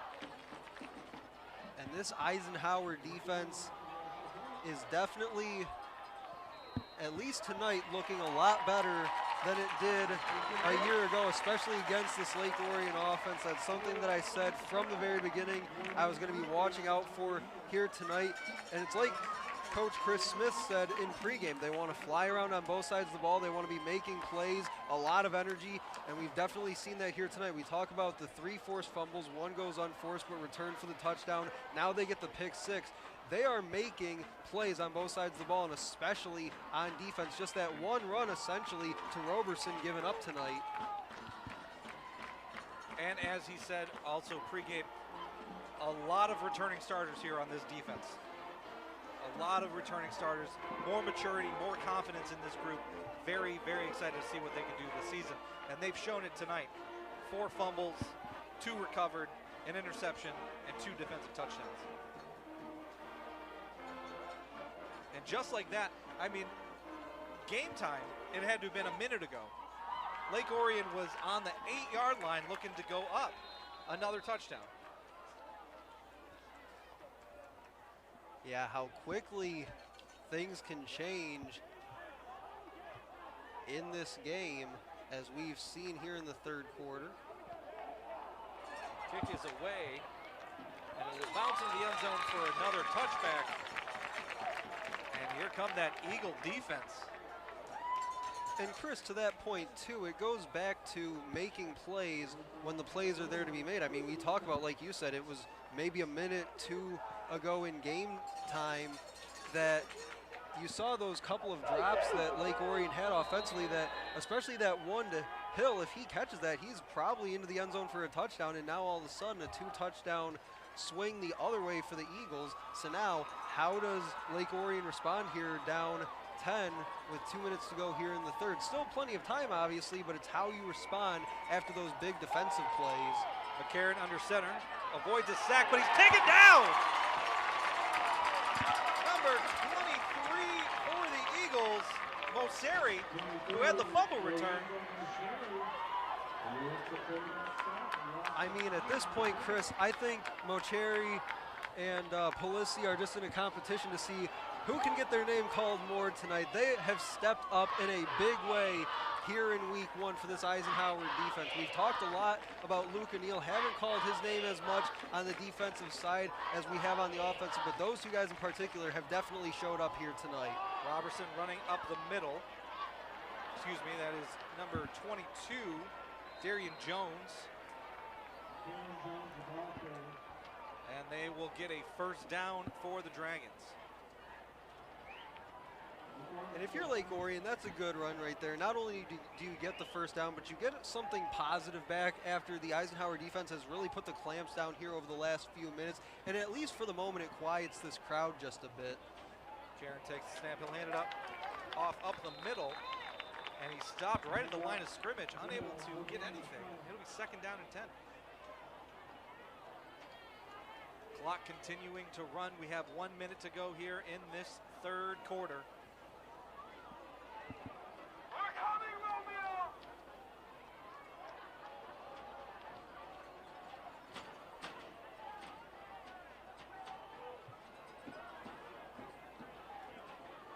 Second down and 11. We'll take the snap and hand it off. Running up the left side. That was Jones Jr. for about 2 yards. And just like that, after that first down run a couple plays ago, Eagles again doing well up front to plug up those running lanes. They've run 2 plays, only gotten about 2, maybe 2.5 yards out of it. So again, a lot of bend but don't break right now with this Eisenhower defense. And you know what? For week 1, there's a lot there that they can work with. And if they clean up just a couple of things, they're going to set themselves up really nicely moving forward. Third down and 9 here. McCarron looking down the field. He's going to run for it on the left side, and he'll get it running out of bounds to end the third quarter. But at the end of the third quarter, a big turnaround here for the Eagles. Eisenhower with a up 10, 27 to Lake Orion 17. Shelby Township to honor police, fire, military at the 8th annual Patriot Day service. To honor those that protect the community at home and soldiers that paid the ultimate sacrifice abroad, Shelby Township hosts its 8th annual Patriot Day prayer service at 1:30 p.m. on September 12th at the Township's Veterans Memorial. For more information on the Shelby Township Veterans Memorial and all veterans events, contact the Township Supervisor's Office at 586-731-5154.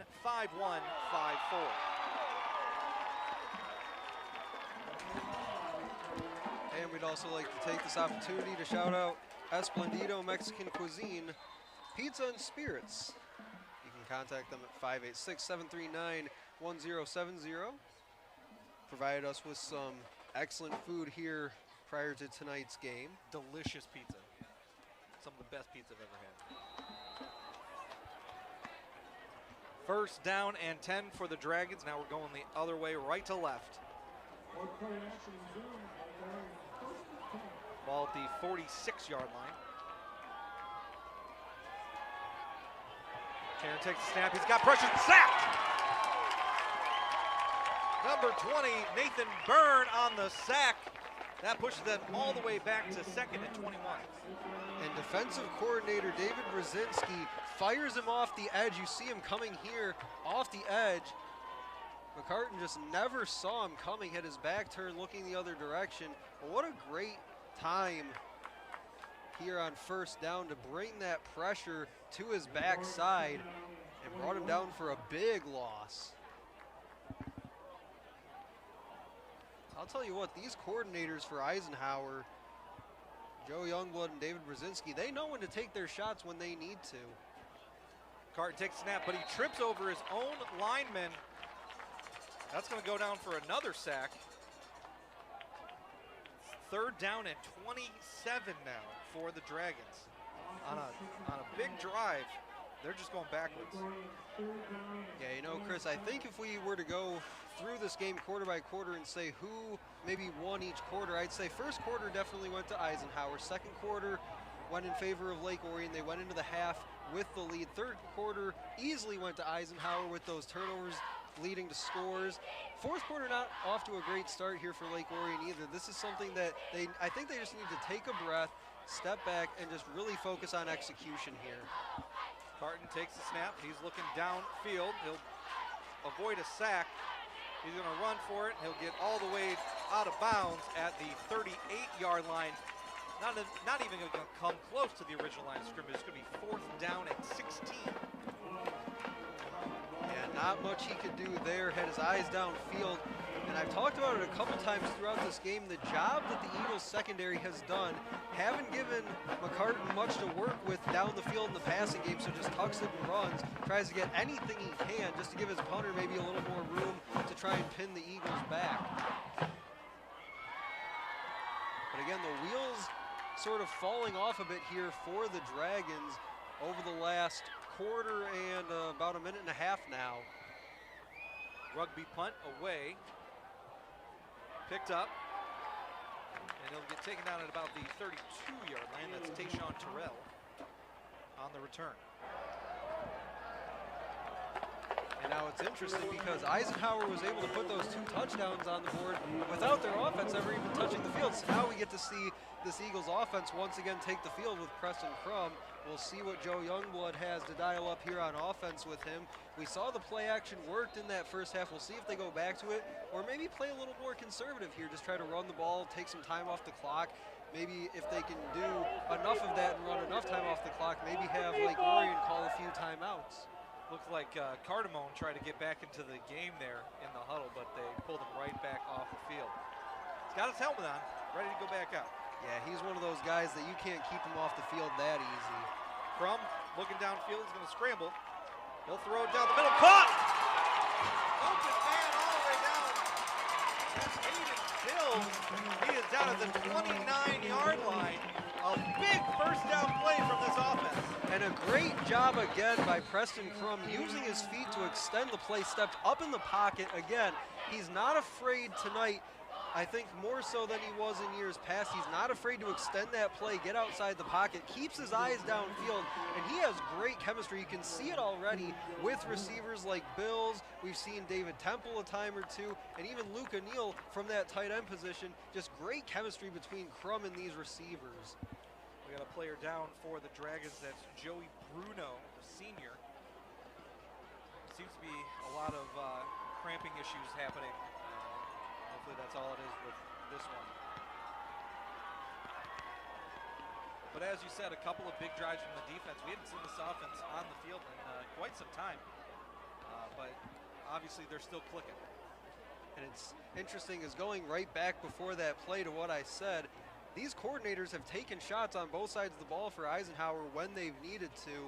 And Joe Youngblood says, no, we're not going to run the football. We're not going to try and take some time off the clock. We want to go put this ball in the end zone one more time. It's nice that our defense helped us out a little bit, but hey, we want to score some points too.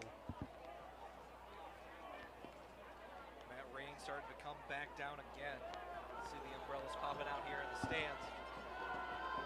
And it's also just good for your offense's confidence too. It's week 1 again, so you still want to put some things on the field, want to try some things that you've worked on all preseason, maybe threw some things out there on the field during a scrimmage or two, and now you want to see it in a real live game, how these guys come out and execute here in week 1 against a solid team like Lake Orion, again, that gave them a good fight a year ago, and it's just a good confidence boost both for your offense, and we've seen a time or two their defense stepped up and has made several plays here tonight. So this Eagles team, you see it as this game is going on, they're getting more and more confident, and that's something that if you're head coach Chris Smith, that you're just absolutely loving. We'll be back here on Shelby TV for next Thursday as Eisenhower takes on Utica Ford. We got some replay. Let's take a look at the touchdowns again. Once again, this was the fumble recovery all the way down the field. 92 yards for Macheri all the way down the field. I thought he was going to be short, but they came down and called it a touchdown. And now here's the interception. Picked off, returned for a touchdown. That's number 21, Palisi. Big defensive plays to take the lead. As we see Joey Bruno being carried off the field, hopefully he would be all right. We see him back on the field in a few plays. Yeah, hopefully it's nothing more than a cramp. We've seen a few of those here this evening, so hope he's all right. But looking back at that replay from O'Cherry, takes that fumble on one hop and just takes it the distance, 92 yards. I wonder if we'll see him maybe a couple times at running back this year. Looked pretty comfortable running down that open field. As the rain continues to fall, and it seems to be increasing as the minutes pass, we're back to football action. 1st and 10 now for the Eagles.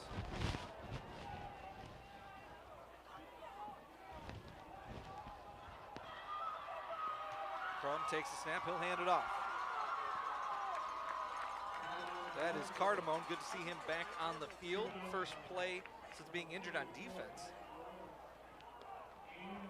And when I watched them line up in sort of that bunch formation, I was going to say pre-snap. That's something where we've seen, especially going back to last season, they've had the ability to go play action out of that. They bring that guy in motion. They can go end around out of that. We've seen that already with a guy like Cardamone back in the first quarter of play. So there's a lot of things that they can do when they line up in that formation. Looks like they'll go back to it again. Crum takes a snap, he'll pitch it. It's a flea flicker, he'll throw it down, wide open, touchdown! A double pass. Confused me, that was number 7, Luca Neal. Now he's got a sack, a passing touchdown, and a receiving touchdown. Finding number 85, Connor Temple, for his 2nd touchdown of the game. Eagles up big. Yeah, I said it earlier on in the quarter. These Eisenhower receivers are really long, they're athletic, and they can catch the ball when you put it up in the air. They will go and make that play. And how about the throw by Luca Neal on that play, putting it right up there for his big man, David Temple, to come down with it. The kick is up, and it is good. The Eagles have doubled up on the Lake Orion Dragons, 34-17. 8:49 to go here in the 4th quarter. And it's funny too, Chris, because I talked about on that previous play, when they line up in that formation, they can go play action, they can hand the ball off, they can run a jet motion to the outside, and all of a sudden Joe Youngblood says, wait a minute, we can go double pass out of this too, just watch.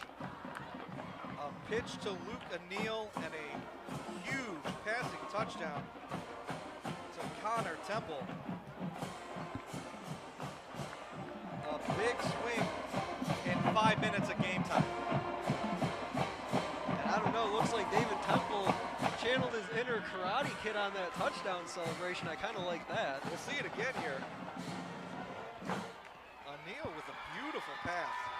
Yeah, and one thing that goes sort of unnoticed on that play is the execution by the offensive line allowed that play to develop. They gave Neal plenty of time to just sit back there. You saw he had all the time in the world to set his feet, get that ball back, and really launch it downfield. It's a pooch kick. We got a wet ball, but he's able to get it up to the 35-yard line. As the rain continues to fall here, fans brought their umbrellas, so they are prepared.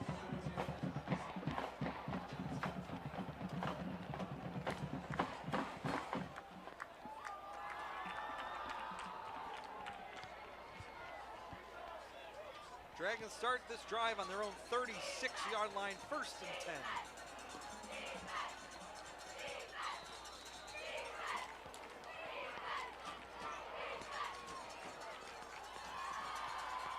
He'll take the snap, he'll pitch it. Trying to go left, but there's nowhere to go. He'll lose a yard on that. That was Roberson on the carry.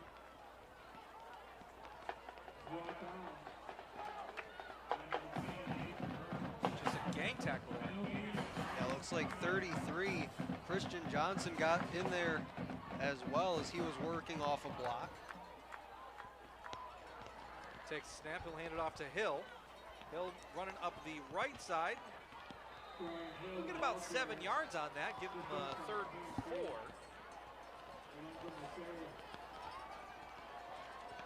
Some fans look like they're making their way to some dry area for the final 7:45 of this game.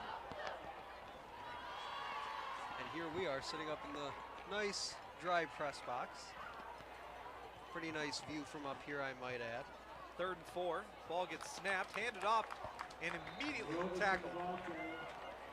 Yeah, McCartan looked like he slipped a bit on the wet turf here at Swinehart Field. Looks like he was lucky to get the handoff before he went down.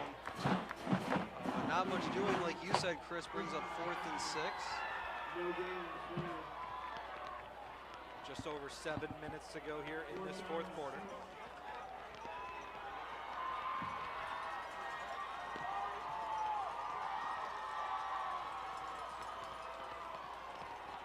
Takes the snap, looking to his left, trying to avoid the tackle. Still looking, and he'll just throw this ball away on 4th down, and that'll be a turnover on downs for the Dragons. 1st and 10 now from the 41-yard line. Yeah, that was a bit of a desperation pass by McCartan, just trying to extend the play as long as he can, but that Eagles defense was bearing down on him. You see O'Neal giving chase to him from the backside, just trying to get that ball downfield in the direction of a Lake Orion receiver, but really not much they could have done there.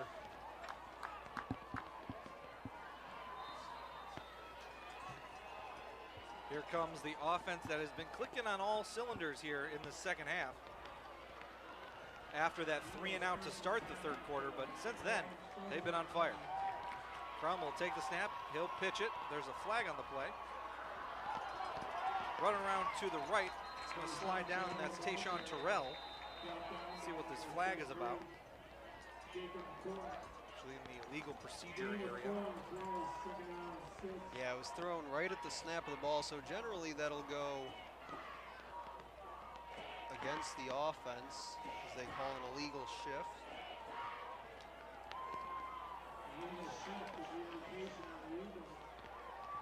5 yards, and they'll replay 1st down.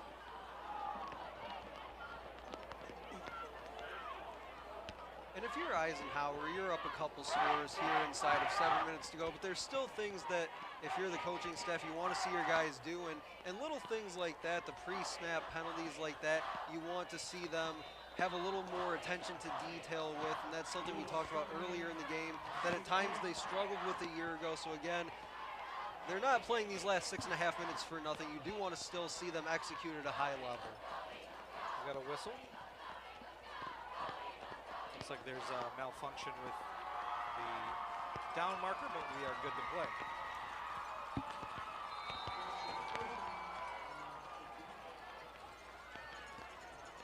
Crum takes the snap. He'll hand it off. Running up the left side. Gets taken down after about a no gain there. That's number 30 on the carry, Kamari Charles.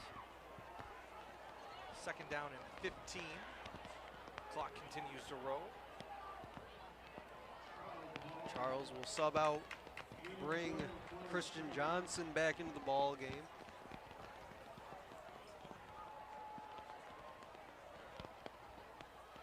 Referees trying to keep that ball dry. You have a towel on their belt there. Eisenhower lined up in that bunch formation we saw in that last possession. He'll hand it off for no gain again. Yeah, more conservative on that play call. You're already up a couple scores, just trying to hang on to possession as long as you can, trying to run off as much clock as you can, so no need to really take a shot there as we saw in the previous possession out of that formation. Be 3rd down and 14 now for the Eagles.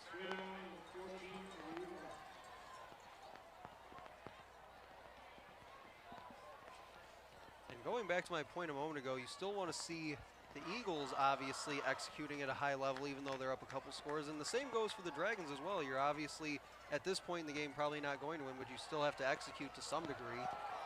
Crum rolling away. He's just going to throw this ball away out of bounds. That will get back to the line of scrimmage, so no intentional grounding on that one. 4th down. And that's a good example of that right there. You have that 3rd down and long situation. Your defense gets in the face of Preston Crum, makes him roll deep into the backfield, try to make something out of nothing, and you do get off the field on 3rd down, brings up 4th down and long, so the Eagles will likely punt here.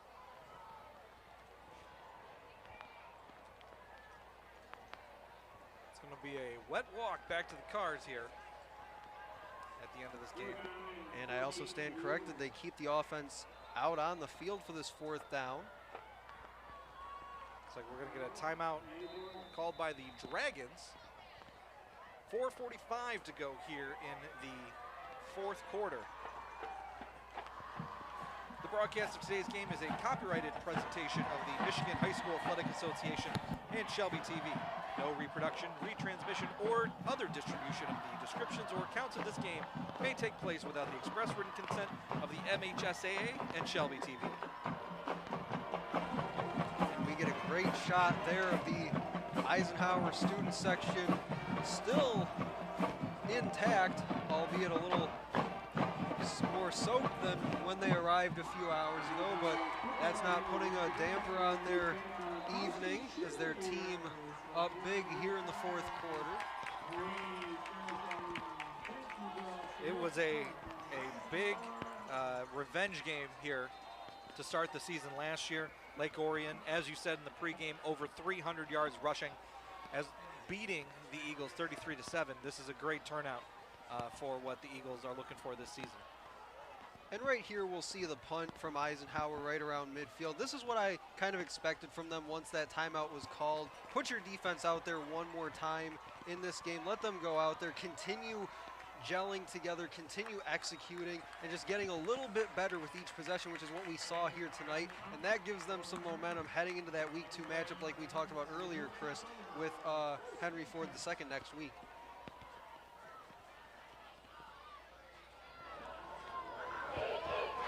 Because, I mean, at this point, your offense has kind of showed you everything they can show you in this game. Yes, they do have the 2 defensive touchdowns to go along with it, but I feel like their offense really had a good grasp on this game, and they executed at a high level. Preston Crum made the throws that you wanted to see from him here tonight. So like I said, put your defense out there one more time and give them just a little bit more confidence heading into Week 2, because they've played, for the most part, outside of maybe 1 or 2 big runs given up, they've played about as well as you could have asked them to tonight.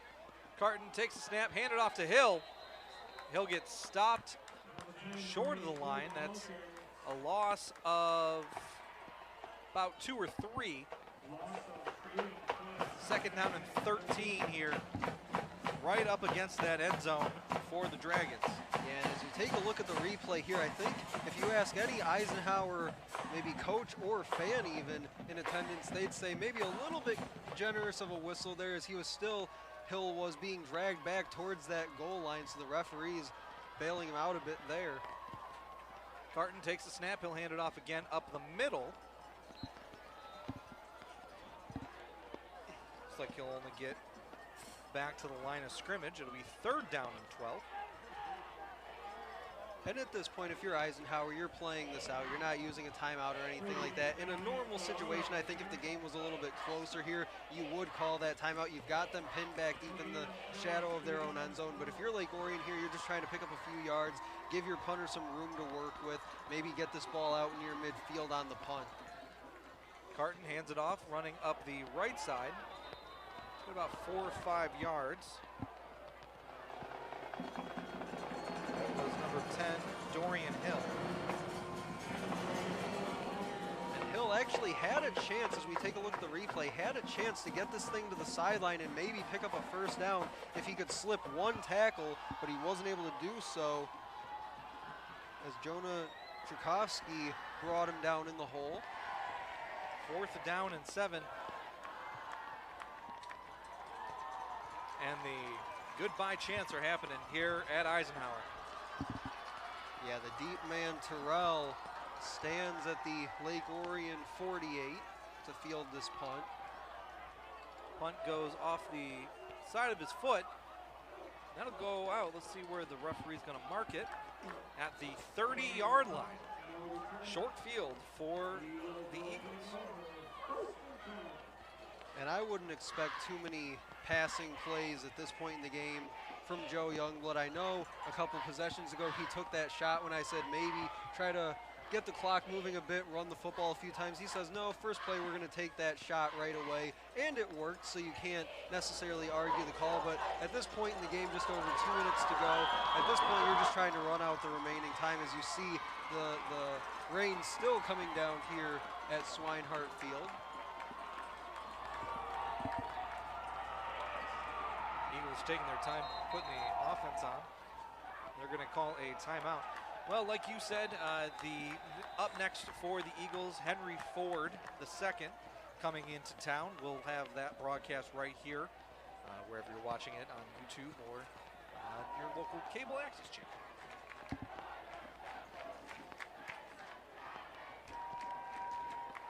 Yeah, it's been an absolute blast for myself.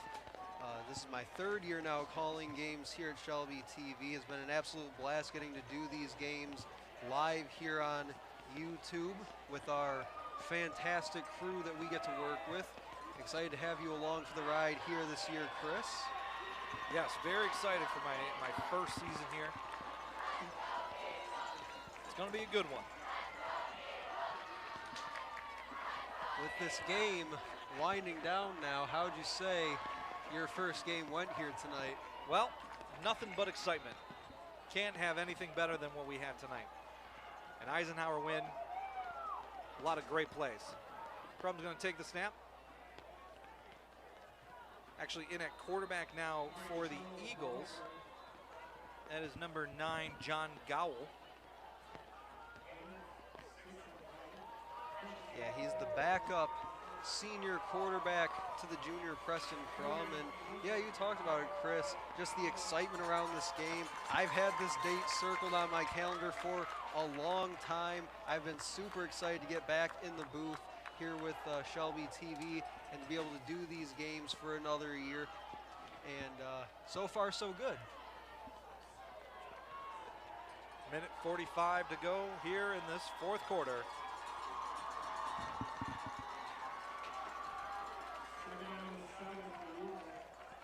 Gowell directing traffic out there.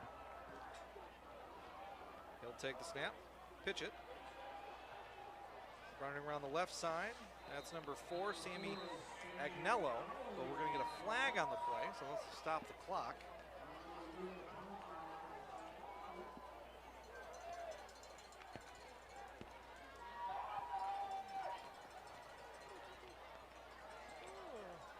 Legal procedure on the offense. We're going to replay 2nd down.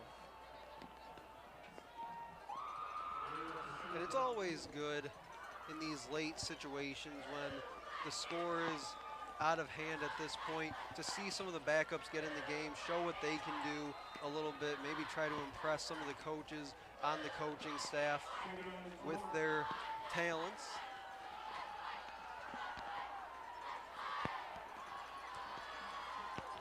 Gowell takes the snap, he'll pitch it. Going around the right side.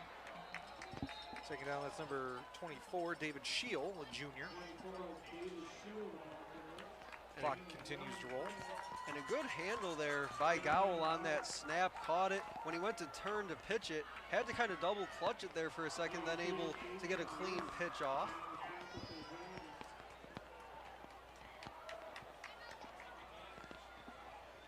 Under a minute to go, 50 seconds.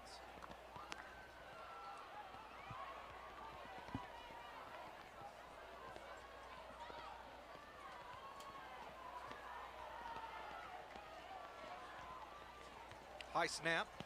It's a fumble on the ground.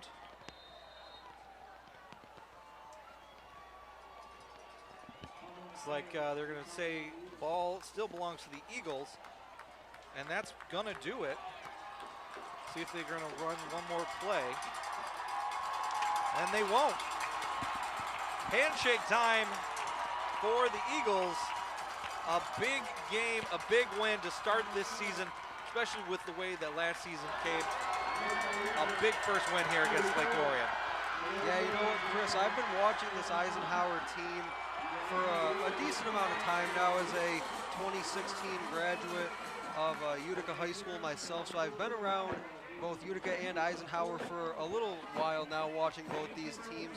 And with the year that they had last year, like you said, very important that they came out here against a team that they saw a year ago, took a pretty significant loss to them a year ago. They come out, they set themselves up with that challenge early on. I'm sure if you talk to Chris Smith, he'll say that that was by design. They wanted to bring these guys in this early in the year, and really test themselves, especially on the defensive side, to see if that defensive front was up to the challenge of stopping that run, which I'd say for the most part they were, outside of maybe 1 or 2 runs throughout the game. But that offense was a lot of fun to watch here tonight, with Preston Crum leading the way.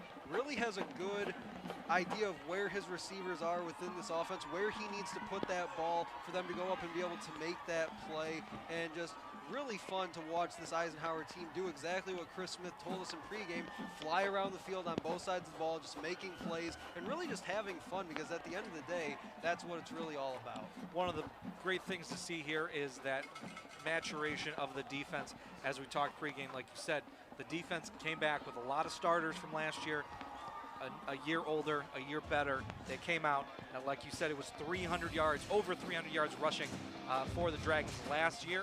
They were able to stop the run, get the win, become 1-0 right here. Well, that's going to do it here for us, Shelby TV. Thank you for watching. Final score: Eisenhower Eagles 34, Lake Orion Dragons 17. For my broadcast partner, Stephen McDonald, I'm Chris Wright. We will see you next Thursday to take on Henry Ford II.